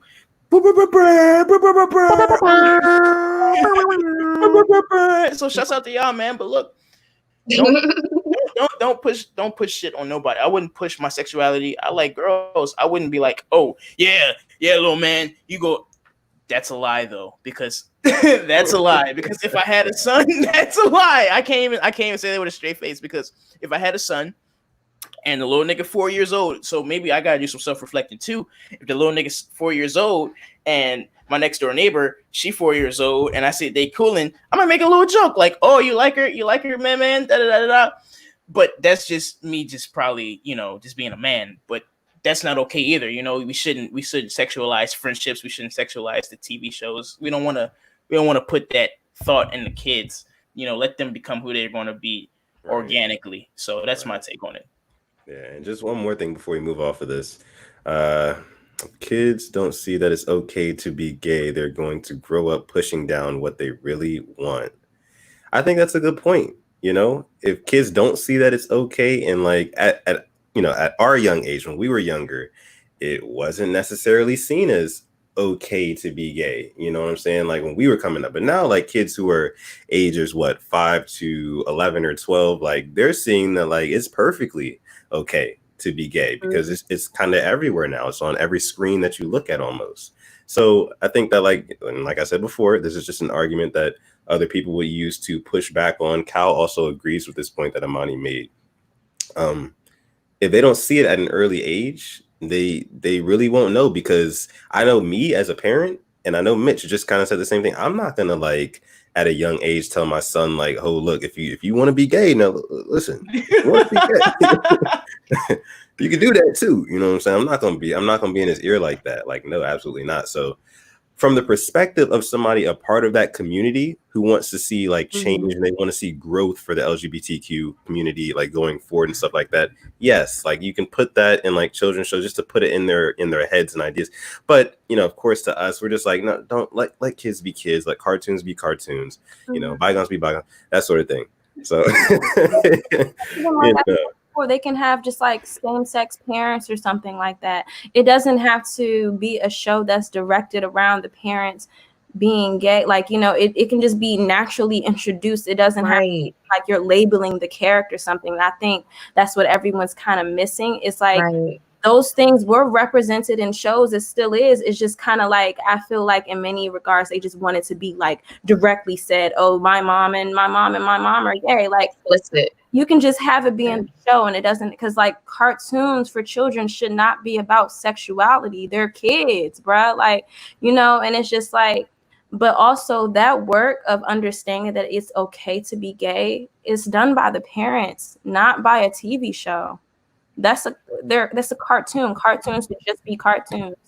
you know, you should have those lessons being taught by your surroundings, by your family members, by those who love you the most, your friends, your school, whoever. Those, you know, those should be the lessons that you're taught directly. It shouldn't have to be in a cartoon. You shouldn't have to learn your life through a cartoon, through a show. You should learn those lessons from the people who love you. Yeah, absolutely. This nigga Doug is back with a lukewarm take, but look at me. Yo. My parents were killed in an alley. I'm sending everybody to God. Oh my gosh. Yo, imagine if Batman was gay. That's another, you know, conversation for another day. One more thing just one last thing for this topic. Let's see. The Real Maj, he says he heard a theory that SpongeBob was special, like special needs, and Squidward was his caretaker. That is so interesting. When you go back and think about it, like SpongeBob did like a lot of erratic things. I think it was fire on the grill though, so I don't know if he was special. You know what I'm saying? Because he could whip up a Krabby Patty like it was nothing. But if this was the case, if this was true, that would be so interesting. And I think that like from the minds and perspectives of like cartoon writers and stuff like that, why wouldn't you throw some sort of like subliminal theory, like underlying theory in there? Like kids, no one's gonna notice it. I'm 24 years old, and not like I'm just seeing this theory now, and I'm like, I've never thought about that. So like I think that is very possible that like a lot of TV shows, like they have like a lot of like underlying theories. Like to Joya's point, like you know, Phil and Lil's mom on Rugrats was definitely gay, you know, and I got hints of that when I was a kid. You know what I'm saying? Like she doesn't look quite as feminine as the other mom. Right. You know, like something's up here. You know, so I think that like what they're trying to do now is definitely push an agenda, kind of like what Doug was saying. But I mean, and one more thing, I was watching a Pixar short film the other day, and you know, Pixar is mainly known to be like for kids and stuff. But there was like this animated short, and basically what it was about a guy who was like a white guy, like probably like mid-20s or something like that. He was moving into a house. The white guy was gay. He had a black boyfriend. And his parents, the white guy's parents, were coming over to visit him, help him move in and stuff like that. But he had never came out to his parents. So like the black boyfriend had to leave in the meantime and stuff like that. Mind you, this is a cartoon like aimed towards children. So the black boy had to leave or whatever, his black boyfriend, and like, you know, his parents came over, the white guy's parents came over, they helped setting up the house. There's a picture of the white guy and his boyfriend in his bedroom. He goes in there, he like frantically sees it before like his dad and his mom sees it, puts it like face down or whatever. Mind you, his dad is like some big burly man, like muscular, manly man type guy who probably wouldn't approve of bare hands. Exactly. Yes, Mitch. Probably wouldn't approve of like, you know, that gay shit. So let me tell you something. Listen, hold on, bro. Let me just finish it real quick. Long story short, what had happened was there was like some magic going on. You know, it's Pixar. It has to be some sort of fictional stuff going on. He has a dog. The guy has a dog. The white guy has a dog. Him and his dog like switched lives for like an hour due to some sort of like magic thing that happened. And basically, yeah, some Freaky Friday type shit. And basically, like he came out to his mom as a dog, but his mom already knew that he was gay, that her son was gay. So it was crazy. It was very eye-opening. It was very powerful because like he was so like scared to like tell his parents like look, I'm gay, but like his mom already knew. She was like, look, whoever you end up with, I hope he makes you very happy. And that's what she led with. You know what I'm saying? Like he heard that, like the guy heard that when he was like still in the dog's body. So he was like, oh shit, like my mom knows. So he had to hurry up and go switch back and get to his normal body. Then he showed his mom the picture. And like, you know, his dad was cool with it in the end. His dad, like the black boyfriend came over. His dad hugged the black boyfriend. It was a great story. Listen, almost shed a tear. It was great. It was awesome. Listen, if you haven't watched it, go on. If you have Disney Plus, go on there and watch all of the animated shorts. I think the one that I'm talking about is called Out. Against the grain in this bitch. Hey. I'm sorry. Shout out to ATG, them my motherfucking niggas. Bro. They said what channel that's on? That is on Pixar, Disney Plus. You gotta have Disney Plus. Yeah. Out. I ain't got that. But let me tell you something. Yeah. I'm sorry to cut you off.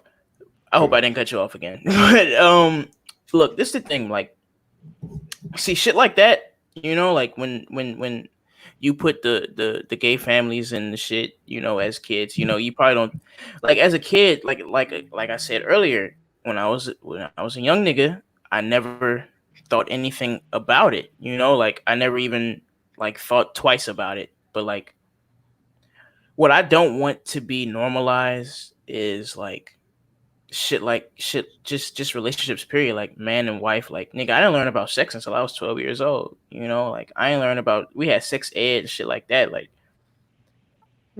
I might have walked in on my parents fucking before as a kid, but I ain't but that's no, I'm just saying, but as a kid I didn't even know they was fucking.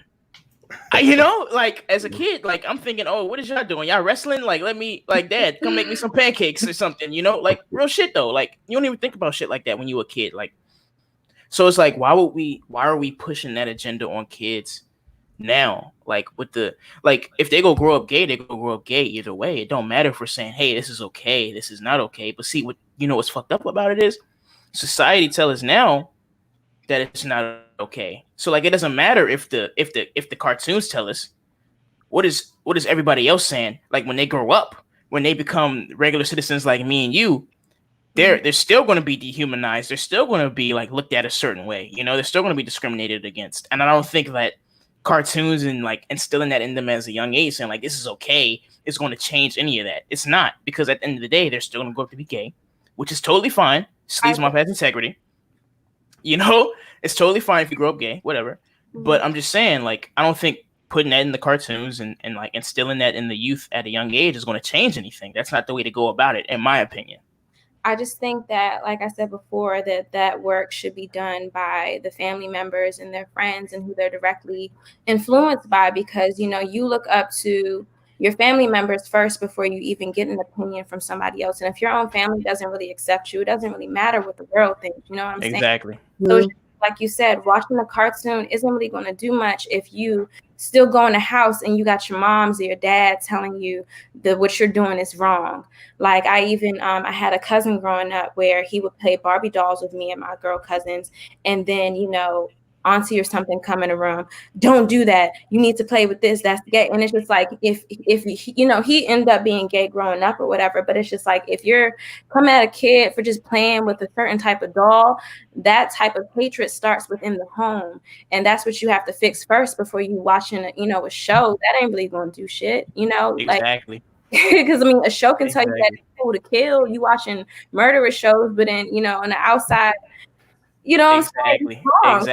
So that work has to start within the household, and it has to start with your environment first before you can even listen to a TV show. And it's nice to have, of course, have that representation or whatever, but it shouldn't have to be force fed where the show is necessarily directed towards sexuality, because at the end of the day, children should discover sexuality when it's appropriate to, which is why you even had those questions about females or sex when it was appropriate to. Being 12 and having questions or learning about sex is appropriate because you're starting to go through puberty. Your body is changing. You're getting hair in places that never had hair before. You know what I'm saying? So it's just like, that is healthy to have because you're old enough. But being 4, 5, 6, nah, you know, that love and understanding that it's okay to be who you are has to start in the household and not on a TV screen. It can be in the show, but once they're old enough to have those questions, you should be mature enough to respond with love and acceptance.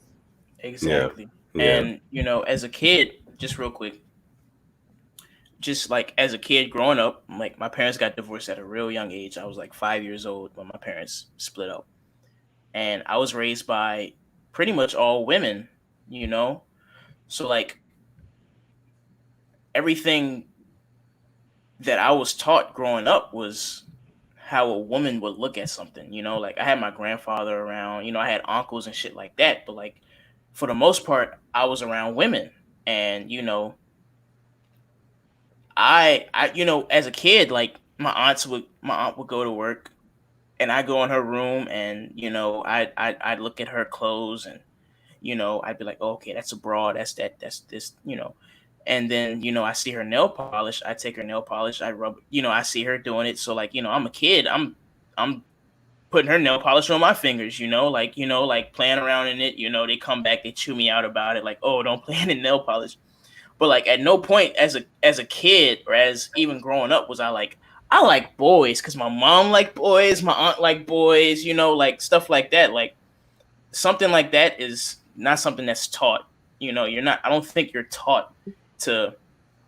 But I think you can be influenced. I think you can. I think something like that can hinder your thought process as a kid. Like, oh, like, okay, it'll expose you to something like that. But as a kid, I never even thought about any of that. Like, I was a boy, and I was fucking with my aunt's nail polish, but I was still going outside with my boys, like riding our bikes, fucking up our goddamn elbows on the pavement, like playing football and shit like that. Like, I was still a nigga at the end of the day, like.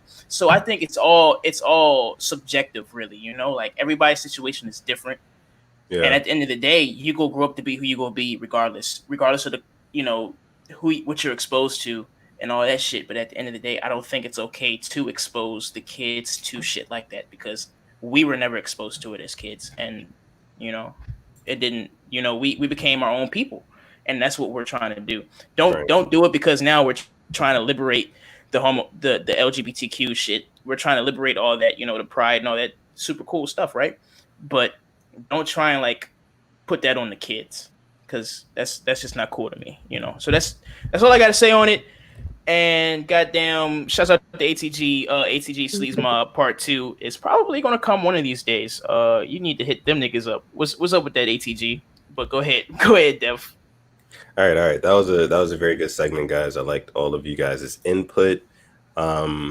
Amani J has something to say on the way out here. She says changing the narrative has to start somewhere. It's not always taught at home for some kids. Seeing one thing that they can relate to can save a life. That is very true. Everybody's situation is different, but I think for the majority, for the most part, kids do need to find their own way. Look, all four of us up here, we kind of found our own way and we turned out just fine. So yeah, that's that. We're going to leave it. What you better say? Okay, because one more thing, because like even if they do see that one thing, once again, it all comes down to how other people respond. They can see that one thing, like even with Mitch saying, it's like, say if like somebody caught him or his aunt caught him with the nail polish, it's all about how his aunt even responds. Yeah. It's that you don't want to have the nail polish thinking that it's okay, and then somebody comes and tells you how wrong it is, and you don't want a kid seeing a show thinking that's okay, and then the world tells them how wrong it is. It's just that those two things kind of work in juxtaposition to each other. And it's just like they need to work together. It doesn't need to just be one or the other. I shouldn't have to see a show and think it's okay and then go home and go outside and feel condemned for it. It's fine to have that representation or whatever, but it's just like if you're interacting with somebody and they don't necessarily make you feel like who you are is okay, you're never going to feel good, even if you're watching a show. Yeah, exactly. Agreed. Absolutely.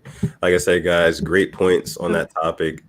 And yeah, you are sitting on 22s with the Sleaze Mob. If you're watching this right now, we are about to do the giveaway after this last segment that we have. Giving away. Yeah, exactly. You already know what it's giving. It's giving away. The whole live thing, it's been giving away the whole time. So yeah, we're going to get into that in just a second. So just stick around. It's right around the corner. But next, we're going to go ahead and get into a little segment we like to call RG Bargy. RG Bargy, for those of you guys who don't know, if this is your first time watching the Sitting on 22's podcast, thank you, first of all. And welcome to the RG Bargy section, basically where we take keywords and we search those keywords on Twitter attached to the @names of all the people you see here on this panel. And the point of that is to find tweets, like old tweets that like we probably didn't even remember that we tweeted like years ago or something like that. And then we say them on here. I'll say them this time. I'm hosting it this time. And these guys have to guess who said it. Now, there's going to be a little bit of a special segment of RG Bargy. Reason being is because these two ladies here are not avid tweeters. They're not big on Twitter and stuff like that, which is perfectly okay. I had to do some digging, which is perfectly okay. So there's not going to be any specific keyword. I'm just going to go through some tweets and you just have to guess who said it. So we're going to go ahead and kick this off. The first tweet I have for RG Bargy tonight is, quote, Cracker Barrel breakfast tastes regular AF, LOL. Like I whipped it up myself. It doesn't taste like eating out food, if that makes sense. LMAO. Oh, that's not me. Is that Shannon? That's definitely Shannon. That's Shan Wan. Shan Wan. I The only remember one. saying that. I mean, I feel that way, but I don't think I said that. All right. Without any further ado, that was tweeted by @SuttonDef on June 11th of 2018. So yes, I did say that. I said that, and I said it with my whole chest because I wholeheartedly mean that. Look, Cracker Barrel is trash. Yeah, Cracker Barrel is not seasoned. It's not trash. It's not trash. I'm sorry. The That's biscuits are that's good. a bad adjective. The butter on the those are good. If the best thing at your restaurant is biscuits, I don't want to eat there. Yeah. Nobody can make biscuits, dude. You know what I'm saying? Like, I agree with you, Izzy. I agree with you. I'm just saying. The pancakes are good too, bro. The pancakes are racist. That's what they are. The pancakes are racist. I don't understand. Listen, I don't understand how we could have gone to an establishment called Cracker Barrel our whole life. You know what I'm saying? They made niggas sit outside in chairs. We was wolves. Listen. They was wolves. Bro, they had niggas sitting outside playing checkers, bro. Out front on the deck. Say, nah, you gotta wait. This nigga said we was wolves. We was wolves. Hey, yo. Cracker Barrel. Hey, Mo, that's what I'm saying. But let me tell you something, Izzy. Yeah. So just tell the people, since you don't like Cracker Barrel that much, rank the breakfast spots for me real quick. Give me like the top 3, okay? And I want all of us to go around and talk about that real quick. Okay. I'll give you my number 1 is IHOP. And I know that might seem a little bit hype beastish, but like, listen, IHOP is undefeated. They got the best pancakes, they got the best omelets, and I'm a big omelet kind of guy. If you don't know me, I'm an omelet kind of guy. I like eggs, I like cheese, I like toppings, fixings like mushrooms and ham and spinach on my omelets, because that's just what kind of guy I am. All the fixings. All the fixings. That's what they have on the menu of Cracker Barrel. I think that shit is good. I don't like the word. I don't like it. The fixins? They be like, all the fixins. I'm like, what the fuck? Don't they say that at KFC too? I don't know. Do they? We got so many fixins. I know y'all seen that commercial. The fixins commercial. Yeah. Right. So I would go IHOP is probably my favorite. After that, I mean, I'm gonna probably have to go. And people gonna hate me for this, but I'm gonna have to say Denny's. Denny's is my second favorite. Denny's, you know what I'm saying? Yeah, Denny's, and it's perfect because like it's always open. It's 24/7. Off the late night, you know how many like drunken nights I'm coming home from like the bar, like the whole squad is coming home from the bar, and they're like, "Hey, let's hit up Denny's." I'm like, "Hell yeah, let's hit up Denny's." You know what I'm saying? You can go and get some breakfast food right before you go to sleep. Quality. I mean, I'm not gonna say it's the best. I mean, not trash. Not it's like not trash. Better than yeah. Them cake balls they got there, magnifique. The what balls? Them cake balls or something. I don't know, but they're so good. Pancake balls. I don't know, but they're really good. And they, when I was at school, they give you student discount. Denny's is undefeated. So Mitch, you missed it, but you can eat pancakes. My first guess was IHOP. IHOP was my first choice. Yes, that's real nigga shit right there. Then my second was Denny's, and then my third, shit. I don't know if I have a third. What other ones are there? Waffle House. There's only like Bob Evans, Waffle House, and like maybe one more after that. I'm not a huge Bob Evans kind of guy. And my eyes. That's a holy trinity right there. IHOP, Bob Evans, and Waffle House. But I'm gonna just hold on. You going to skip over Denny's? Denny's is trash. Shannon. You're wild. What? You're wild. Denny's is trash. No. The lumberjack breakfast. You niggas are bugging. Who am I talking to? A bunch of good old boys. Just some good old boys right now. Wow, good old boys, you say. And my ATG niggas is talking about T-Volve. See, niggas, nah, we don't do no T-Volve. That's I've heard about Silver Diner. Yeah, Silver Diner is good. This nigga said McDonald's. Get out of here. Get out of here. Chick-fil-A. Just for that, Josh, you just talked your way out of a free shirt. I will make sure that you're not picked tonight. That's a terrible take.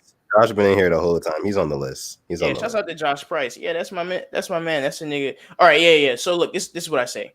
IHOP, IHOP, Waffle House, Bob Evans, and y'all niggas say Denny's. Y'all are still wilding for that. I don't know where you niggas were raised and born and raised. Have you ever been to a Denny's while intoxicated after a long drunken night? Nigga, did we not all go to hold you down? Nigga, we went down. Nigga, anything will hold you down when you drunk and barren, when your stomach is empty. Like, nigga, anything. McDonald's will hold you down. Nigga, niggas had the McDonald's app in college. That was y'all. Don't say niggas. That was y'all, bro. That's crazy. No. Y'all are niggas. Y'all go laugh. Y'all go laugh, but niggas had the bargains. Niggas would go in there and get one McGriddle, get another one for free. You niggas don't know nothing about that. You niggas don't know nothing about that. You had the coupons on lock? Yeah, hell yeah. Niggas was broke in college. But let me tell you something now. Okay. Hey, this man to man, mano e el mana. Okay. Look. Oh, damn. I'm just saying. Now I can go to McDonald's, get whatever I want, because you know why, Joya? Because I got this goddamn space gray Mac 2020 edition. Oh, God. 2020 edition. And Joya, they don't know nothing about that. So we just go. They don't know nothing about the 2020. They don't know, we here with that. Yeah, we don't know nothing about the 2020 MacBook Pro with the touch bar. Oh my gosh. You know, touch bar means you just touch it, right? Dun. Look, guys, we're gonna go ahead and get to the next tweet. All right. So the next tweet reads, you are a nasty motherfucker if you get in Taco Bell door dashed.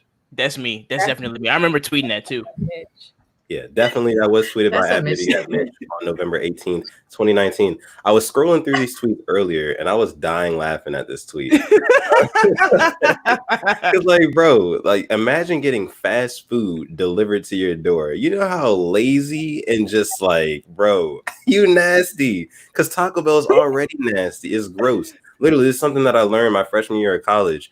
Taco Bell's meat is a grade lower than dog food. So if you're going out of your way to pay $7 or $8 in delivery fees to get that shit hand delivered to your house, that little rinky dink ass bag, that's more an ass bag. Dog, you know how many other options you have to get through DoorDash and you choose Taco Bell? Oh, come on. So that's why I said that, man. I still stand by that, man. I was in my right mind when I tweeted that. So yeah. All right, so here's the next one. Quote, y'all let Twitter peer pressure y'all into thinking blue cheese is nasty. That's me. I remember tweeting that. That was this year. That's recent. That's recent, but I wanted to talk about that because blue cheese is disgusting and ranch is better. Okay, I agree. Ranch is better. Blue cheese isn't disgusting, but ranch is better. Blue cheese is tolerable. See, you know what's wrong with this conversation, Def? Is we got two. Shannon, you a vegan, ain't you, Shannon? Nah, but I don't really use condiments and I don't eat dairy, so you don't use condiments, huh? So you might as well be a goddamn. You might as well go all the way.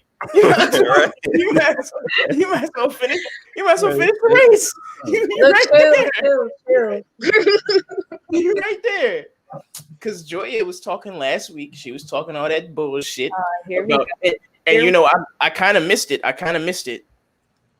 You was talking about cauliflower wings. Let me tell you something. Now, as a grown man, if you hand me here we go.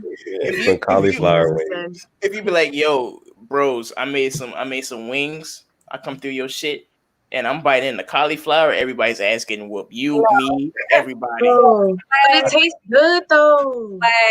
Flag. I told you last time, I'm not one of those vegans who's going to try to force feed you vegetables or tell you how being a vegan is better and try to make you live my lifestyle. I do not do that to anybody. I even suggest, would you like for me to cook you vegan? Would you like for me to make you regular food? Whatever you eat. Ask any of my friends. Shannon's not a red, she knows. But if I'm going to tell you I made some wings, I'm not going to omit the cauliflower before the wing. I'm not going to say I made wings because you, being a meat eater, you're obviously going to expect chicken. I'm not going to pull up with cauliflower. I made wings. Like that's I love that. Cauliflower. I made wings. Cacti. But cauliflower wings are delicious. They're great. A P5O gesture. That's her signature thing. That's hilarious. I love it though. You're an act like, you know, like knowing that you like chicken. I'm not about to be like, I made wings and then whip out cauliflower. That's rude.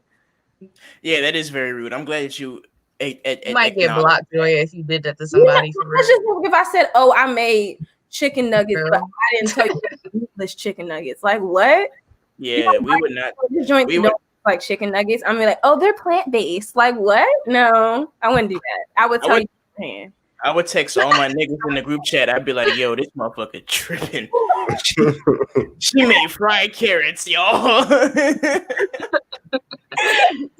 Hell no. So yeah, shouts out to you, Joya, for keeping it real. Absolutely. Okay, go. Yeah. So next tweet. So next tweet we have says, quote, I'm being dramatic, but in all seriousness, candy corn is not nasty. It's a plain kind of chewy candy. It's okay. That's deaf. No, that's deaf. That's deaf. Definitely. I feel like that's something I said. I can tell by the way you read it. That's you. I can tell by the way that you read that. That's you, Def. You be trying to read me, bro. You be trying to read me, act like you know me and shit, bro. Watch this. All right, so that was tweeted by @_Shanwan on October 31st, 2019. I definitely said that. Yes. So yep. Candy corn is a very unpopular candy. I hate it.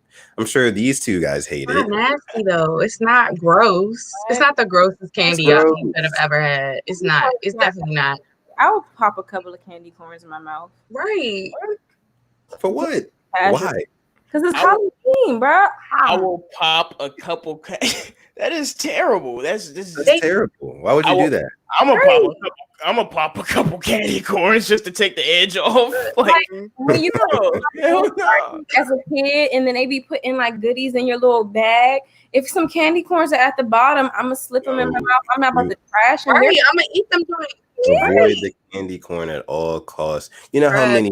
You know how many. And when it's Halloween, is Jolly Ranchers, Skittles, M&Ms, Twix, Snickers, all them good, like all that good stuff in your bag. You know what I'm saying? Don't start right there. You got Kit Kats. You got Reese's. You got Reese's Pieces. You got Reese's Bars. You got all that. You got Hershey bar. You got Hershey without almonds. You got Hershey with almonds. Yeah. Exactly. Yeah. So yeah, that's what I think at least. So out of all that, you go tell me you want candy corn out of all the candy. No, candy corn is like, you know, like the confetti to the rest of your candy you got in the bag. No, that ain't it. It's not nasty because guess what? If the candy corn is fresh and the rest of the candy fail, you gonna eat that candy corn. You gonna eat that and you gonna enjoy it. That's what you're gonna do. That's all I'm saying. Hell, I ain't. It's not nasty. You can't say candy corn is nasty. Candy corn is nasty. It's not in your top 10, nowhere near, but it ain't nasty. I'm not gonna go my way to cop it, but I'm not gonna be upset if it's in my hand. Like, you know, if somebody gives me some candy corns, I'm not gonna be upset. But I'm not about to go to the store and be like, "Let me get this bag of candy corn." Because that's wild. That's wild. But like, yeah, give me that one. Give me the candy corn. You're admitting that it's not. You're admitting that it's not anything worth spending your money on. Yeah, but we're saying the argument is that it's nasty. It's not nasty. No, but people will spend their money on it because it's cheap. Yeah, it's not bad. Some people exactly it's candy corn. I'm not. I just wouldn't buy it, but I'll eat it. Okay. That's all I'm saying. Then. Okay. We're gonna get into another tweet here. This one says, quote, retrogrades are the only components of astrology that are always accurate. Retrogrades really mess with your whole life. Gee, I wonder who this is.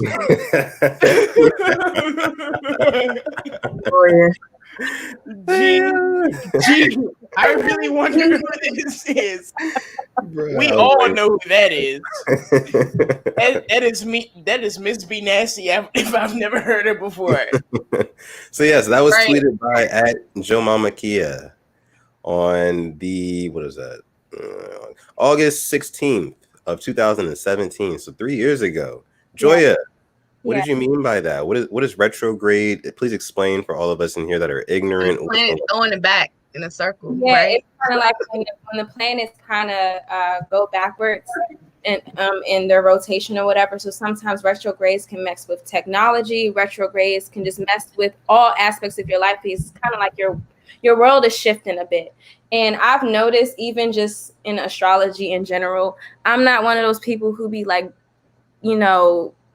trying to judge you off your zodiac sign, because I don't really like that either. I don't like when people be like, oh, you're a Pisces, you must be this way. You don't know me. Don't tell me I'm this way. But when it comes to retrogrades, no matter what, everybody's life fucks up during a retrograde. And I don't care what you say. They actually recommend that you don't travel during retrogrades, because even just little silly shit, you'll miss your flight, your ticket might get a bend and now it won't scan. It just messes with just little things in your life. And I just feel like everybody can agree with that. When a retrograde happens, I've actually seen the joke, oh, Mercury must be in microbraid again. I've seen that before. So, people can all around agree that retrogrades mess with your life. But, I feel like that's the only part of astrology in certain aspects that's actually truly accurate. Most of the time, all of that, oh, because you're a Taurus, you do this. I don't agree with that, because we're all different people and we act different ways. But retrogrades are always accurate in my opinion, just from reading books too. Okay. Yeah, okay. You better read them goddamn books. Well, I got a lot of books. That's how we knew this tweet. Yes. I'm crying. How did you guys know it was me? Wait a second. Crystals and all. Look, where a charging station at? I did have a lot of crystals. Okay, whatever. Yeah. All right. So there ain't no shade. No shade. We do not judge here on the Sitting on 22's podcast. With the Sleeves Mob, stick around. We're about to do the giveaway in less than 5 minutes. So I would suggest you stick around. Less than 5 minutes. What are we giving? No, I'm sorry, Joya. What are we giving? It's giving away. God. Yeah, I messed it up again. You messed it up again, bro. Okay. What is it giving? What is it giving? God damn it! All right, it's giving away. I'm gonna ask you again in like 30 seconds. So somebody texted to me. What's my line? Right. No, but you were on cue, Joy. So, one last tweet we have. One more for the night. Last tweet says, quote, if I catch someone opening products in a store, using it, then putting it back, I'm going to let out a tribal scream and start throwing everything I see at them. Y'all nasty turds must be thwarted. That's Shannon. Easy. That's 1 vote for Shannon. Shannon, yeah. 2 votes for Shannon. That sounds like Shannon. Nasty turd, got him. Probably is something. Yeah. So I'm gonna go ahead and say that this was tweeted by @_Shanwan. You guys are correct. You guys are good at this, sir. We just know each other pretty well, so that's kind of cool, actually. Yeah. Real friends in this. Real friends. Why did you tweet that, Shannon? Did you see somebody do that day? What happened?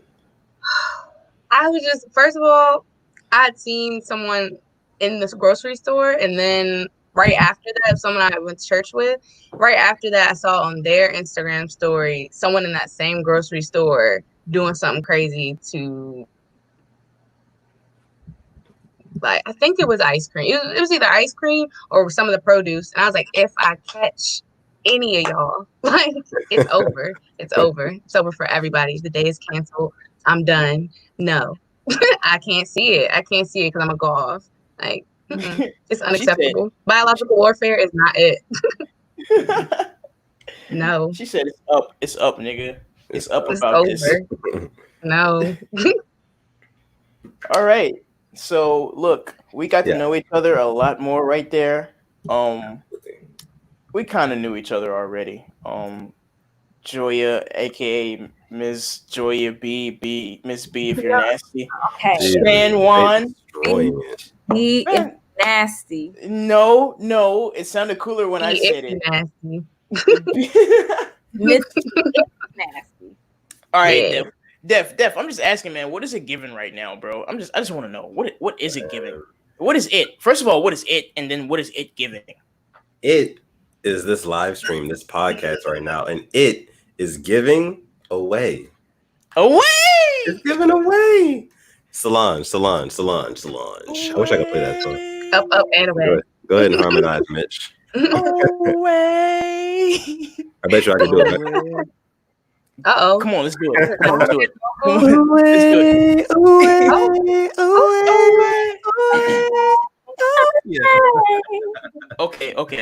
Okay, watch this. Away. Oh,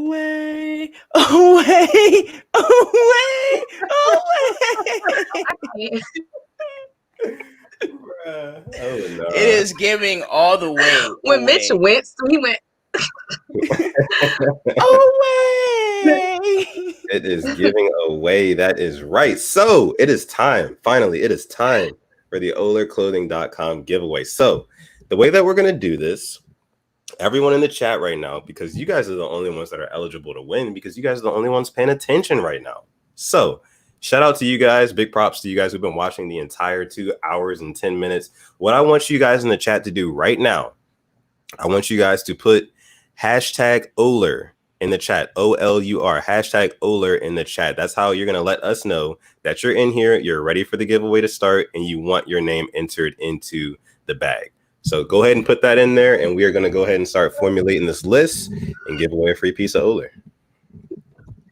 But yeah, while they do that, guys, I appreciate all three of you for, sticking around. Even you, Mitch, this is our show. I know that. But like, listen, take a sip.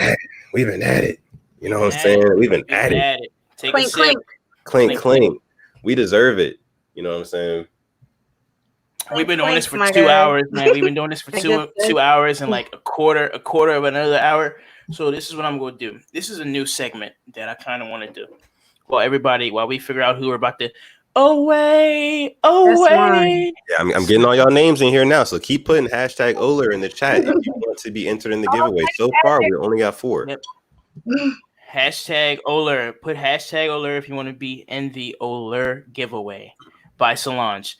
So look, me and Def are going to segue a new segment. Okay. Now, Shanwan and Miss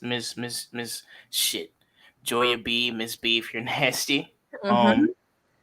Now Miss B, if you're nasty. Yeah, that shit hard. And Shanwan, the only one, that shit hard too. So we know Miss Nasty. So look, me and Def are going to kind of take the reins on this. If you niggas want to join in, if you young ladies or women want to join in on this, does that sound offensive? I don't know what's offensive anymore. I'm trying to be politically correct.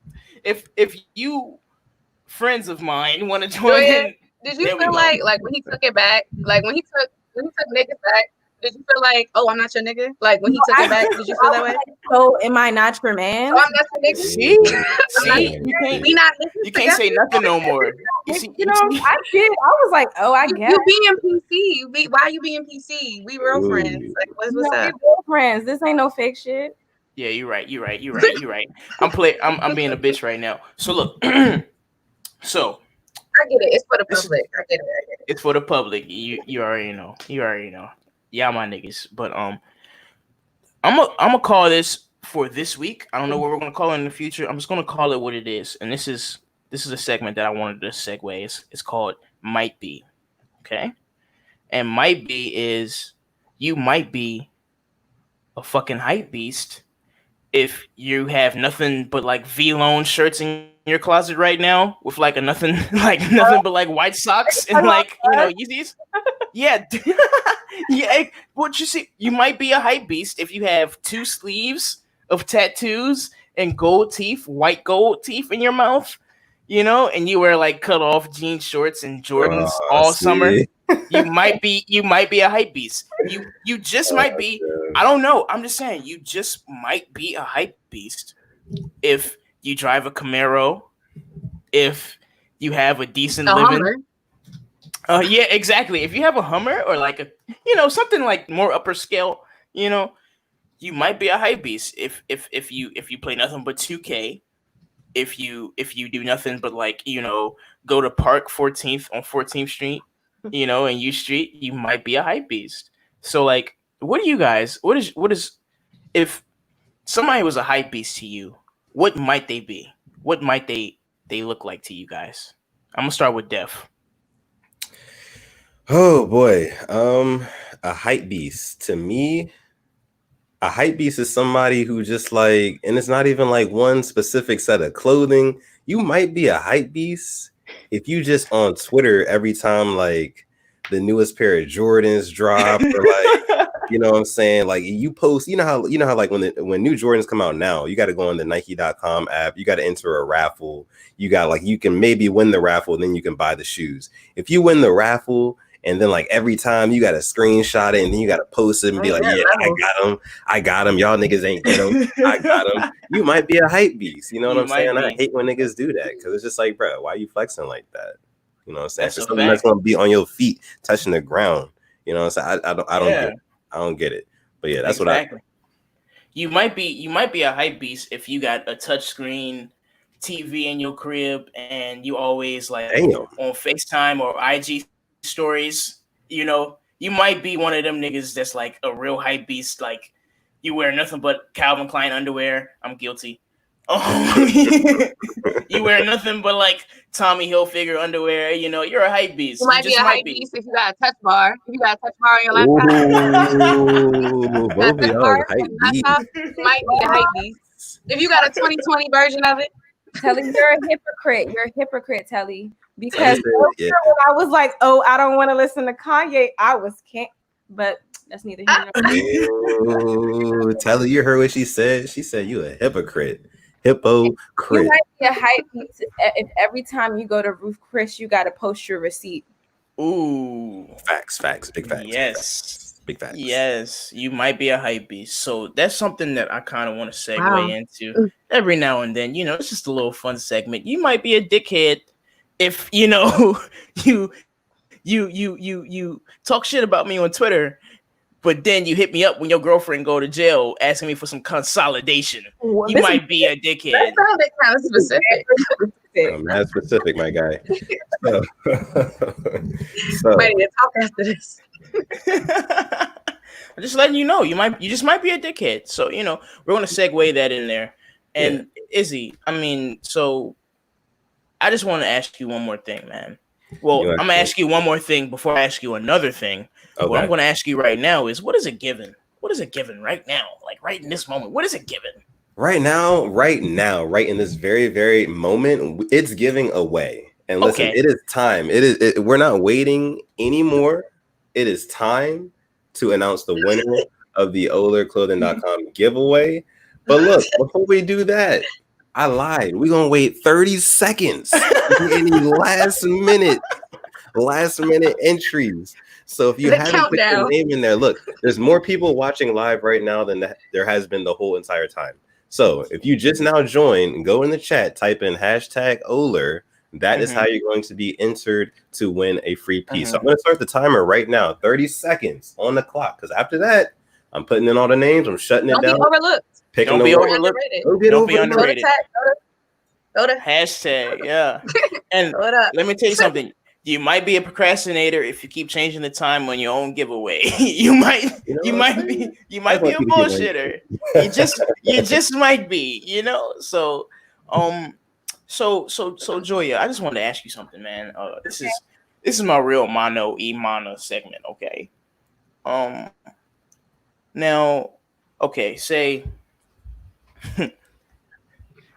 now you and your best friend are, and it's kind of plays off the last one that I did with you. Spend 30 seconds. Oh shit! I'm entering the names. Okay. Go ahead. Are you I'm entering the okay? names now. All right. So you and your best friend, okay? Mm-hmm. You both like a guy, okay? One guy.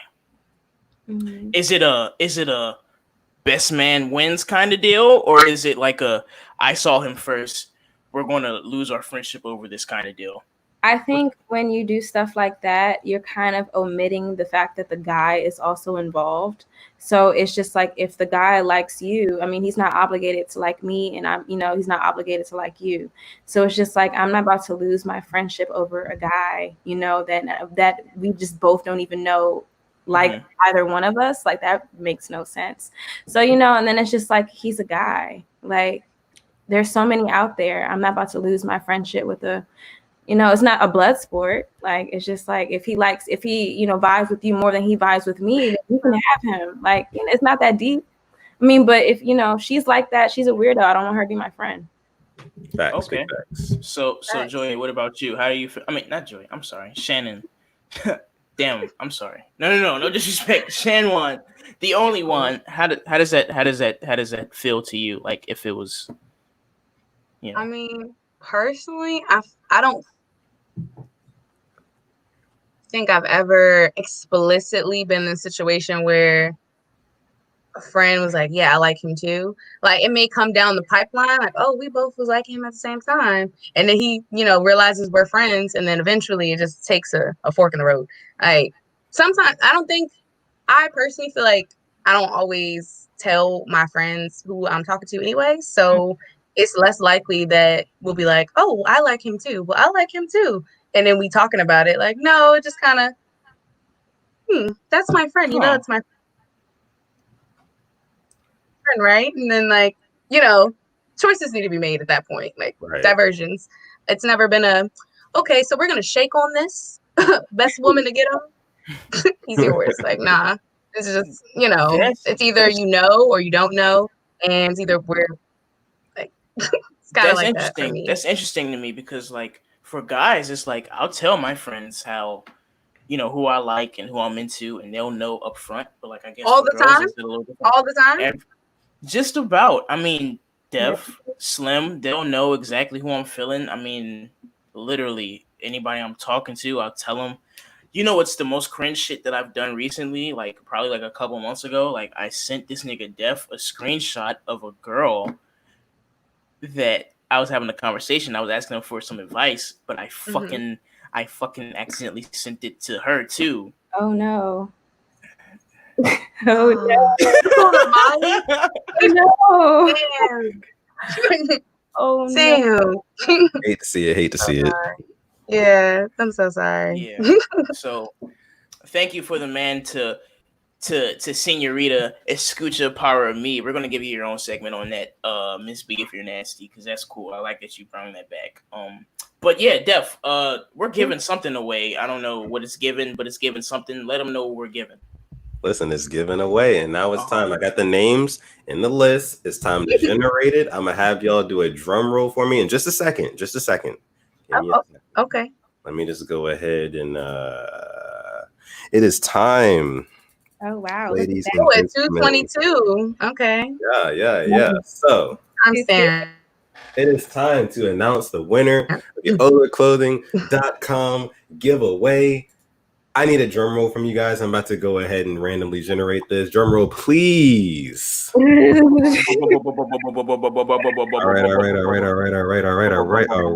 right. So, our winner is... I'm so nervous. Reek. No,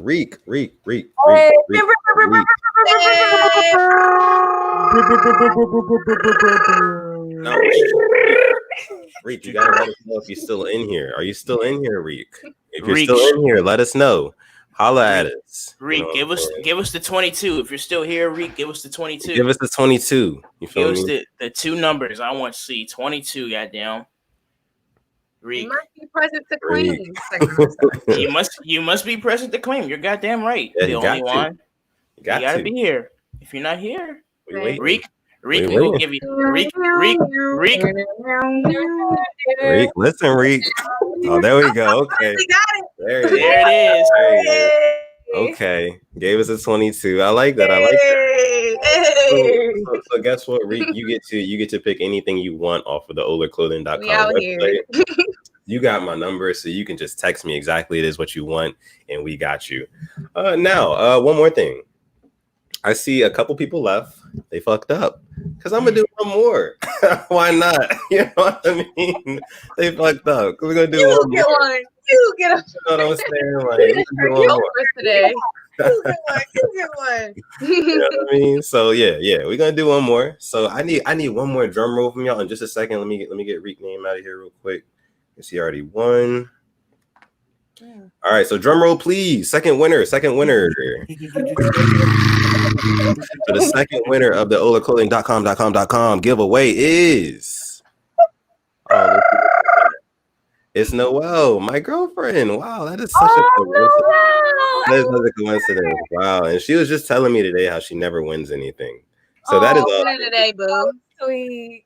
Shout out to her. Shout out to my girlfriend. Shout out to her. Yay. Well, you are a winner, but listen, I love you. But you got that 22. I need to see that. I gotta see it. Let me know you're here. This nigga said, "Yeah, I love my girl." Throw it up, girl. Love you. You see that 22. Where's the 22, Noelle? Come on, give it to us. You in trouble. Follow protocol. You in trouble. You in trouble. She not there? Please. This nigga said, please. Please. It's like when you in the gym and you be like, baby, this shot for you, and it don't go in. This is what it feel like. Bruh, come on. Thank you, Clee D. Clee D. I think that's Cleon. Oh, that's Cleon? Yeah. Shouts out to the bro. Hey, you know bro used to be fucking it up. Shouts out to the bro. You nasty. Fucking it up. Yes, sure. sir. Shout out my boy Glenn for the 22 in the chat. Oh, that's Glenardo. Yeah. All right. Shout out to him. He got some dope artwork too. Joya, this is the dude I was telling you about, Glenardo Da Vinci. Glenn, I know you listening, so definitely check out Joya, Art by Joya as well. She's a dope artist. You're a dope artist. Y'all are great. But Noelle did throw the 22 in there, so she is eligible to win. Congratulations, Noelle. Hey. Yay. What it is you want, and I got you. You a winner. Yes. and for the rest of you all, shouts out to you all for staying here for as long as you have. I mean, goddamn, it's been 2.5 hours. So look, we really appreciate the love. Go shop still OLURclothing.com. Come back to the next giveaway. I mean, there's been plenty of people that have won. There's been people who have won more than once. I don't know. Maybe we could start this thing where maybe the people who participated in this one, maybe they'll have double the chance. You know, kind of like we did on IG. Lottery, if they tune back in, next time they'll have double the chance to win next time. So you'll still have that incentive to come watch us. I mean, we're fun guys. We have great guests on here all the time. Shouts out to Miss Short, Miss. You know what? Before we even get into that, goddammit, this is what I want to know from you niggas, because it's something about it. Like Joya, I know we did this shit last week, and Shannon, we talk from time to time, and I kind of feel like I kind of know you niggas, but it's like I don't know you enough. I feel like I need to get to know you just a little bit more. It's just not enough. You're not giving me away. I need you guys to give me away. So, Miss Joya, Joya B, nasty. I fuck this up every time, Miss B. If you're nasty, I need you to tell me what you need to say is Miss B, because I'm nasty. Like that's how you respond. Miss B. Well, listen, Miss B, because I'm nasty. Miss B, when you're saying it, because when she introduced herself, she said, "I'm Miss B." If you're nasty, so if you call her Miss B, it's because you're nasty. I'm nasty. Oh, yeah. Okay. Okay. So Miss B, because I am a little nasty. There you go. just a smidgen. Now, I just want to know a little bit more about you, Miss B, because I am nasty. What kind of girl are you? What kind of gal? Who are you, Miss B, Miss? What does B stand for? I'm sorry. Is that your last name? My last name is Bullock. Yeah. There we go. Okay, Miss B. If you're nasty and I am nasty and he's nasty, she's nasty, we're gonna call you Miss B. I'm sorry. I'm rambling. Who are you? What kind of girl are you? I'm the kind of girl who radiates peace and loves and gives that to everybody all the time. But on my way to work, on my way to my 9 to 5, I got finger guns and kilos in the back. Ooh. So you keep that thing on you, Miss B? I keep that thing on me all the time. Keep that thing on you? Okay. That's hard. All right. So Shan, you're a little bit newer. This is your first time here. And nope, we don't know you. We don't know who you are, so we want to get to know you really well on here. Miss, I'm the only one. Only one. Who are you? What type of girl are you, Miss? Well, I've been told I'm spicy on a regular. But I also bring peace to people's lives. So I would just say, I'm the type of woman to bring spice to your life, but then also be that slice of peace. You know what I'm saying? Rub some cocoa butter on your back, it might choke you a little bit later. You know what I'm saying? So spice and peace. That's me. You can just throw that in there. You're a spice and peace kind of girl. Okay, that's respect. I like that. So Def, me and you've been friends for 6 years.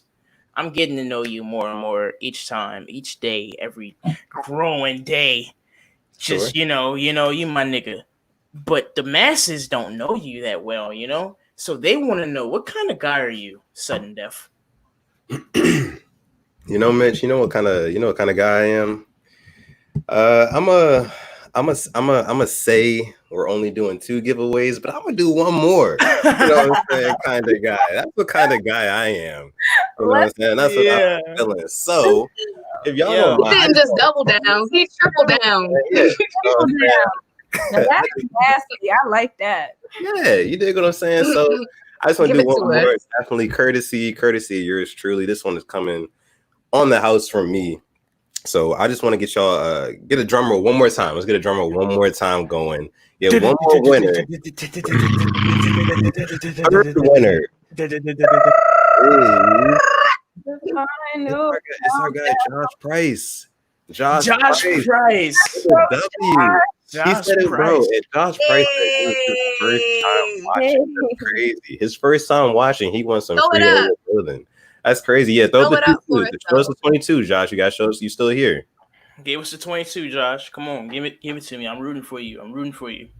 I know he ain't here. He just said something. He about to say it. He coming through right now. He coming through right now. What? He's typing it right now. Yeah, he's typing it.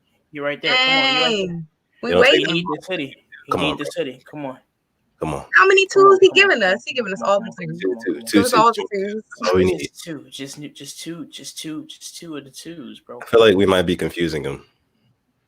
Is it 2 twos or is it? Just say 22. Just type 22. Just 2 twos. Just yes. Hey, there we go. There it is. 22. Yes. Josh Price. Yes, sir. What? Yes. Listen, Josh. I know this is your first time listening and watching Sitting on 22's podcast, so we thank you for that.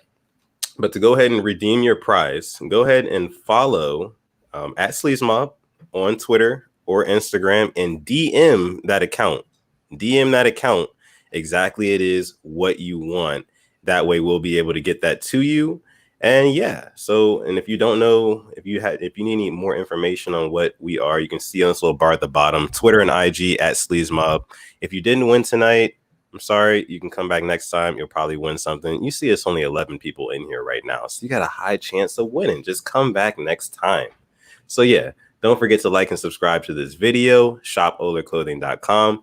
Hashtag Sitting on 22s. We're going to leave you guys alone for the night because it's almost midnight. So I'm going to just let these guys, these beautiful faces, go ahead and outro themselves. We're going to do it just like we did from the top, guys.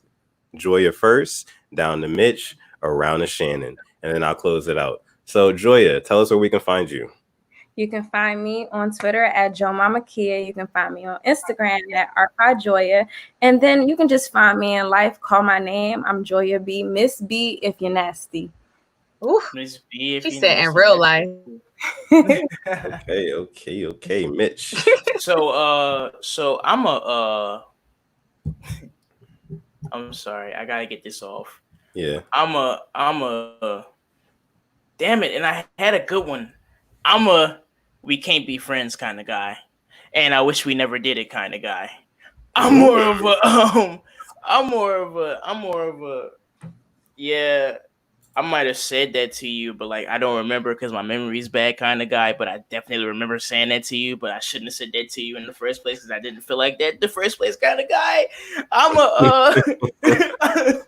a I'm a guy, man, who is blessed to have Joya B, Miss B, because I'm nasty, and Ms. Shanwan, the only one here tonight. Hello, my only one. Exactly. We got the illustrious duo. I'm also a kinda I don't fuck with Douglas DJ Moore kind of guy. So if you're still here, Doug, my whole hype beast, you just might be that's who you are, you lame ass nigga. Shouts out to him too, though, man. I love him, man. I hope that he's doing good. He's supposed to be here tonight, but he couldn't make it, so hope he's doing good. But you know, his baby got Mitch, aka Mitch is Strange, aka nigga. I got so many AKAs. I can start a sorority or something like that. You dig what I'm saying? And my name is also nephew Conrad. Put the AKA in front of my name is also, and I can con you, but you cannot Conrad.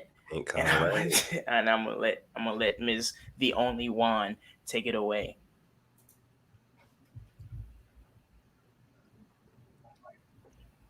All right, yeah, you can find me on Twitter, on IG at _Shanwan, aka Riddle One, aka The Only One, and I'm gonna pass it up. All right. And lastly, it's your boy Sutton Def. You can find me on Twitter or Instagram at Sutton Def. For those of you guys who don't know, Sutton Def actually means sudden death. Sudden. You didn't see it coming. You didn't see it coming. But Sutton is my last name, so that's kind of a play on words there. And then Def, immediate. Yeah, that's Sutton Def, aka Malvo Witherspoon, aka Theo Radcliffe, aka Izzy. If you know me, and only if you know me. You know what I'm saying? Don't call me that if you don't know me. And yeah, like I said, I'm Sutton Def, and you have been sitting on 22s with the Sleeves Mob for the past 2 hours and a half. We appreciate all you guys for coming through, all you guys who won the giveaway tonight. Congratulations. Don't forget to submit what it is you want, your size, your address, your full name to us. DM at Sleeves Mob on Twitter or Instagram. We thank all you guys. We love all you guys for coming out. We'll catch y'all on the next one. Wait, whoa. Oh, he's got something to say. Go ahead. Guys, everybody. I just want to know, all three of you, tonight, what did it give? What did it give? Listen, what was it giving, guys? Away. It was given away.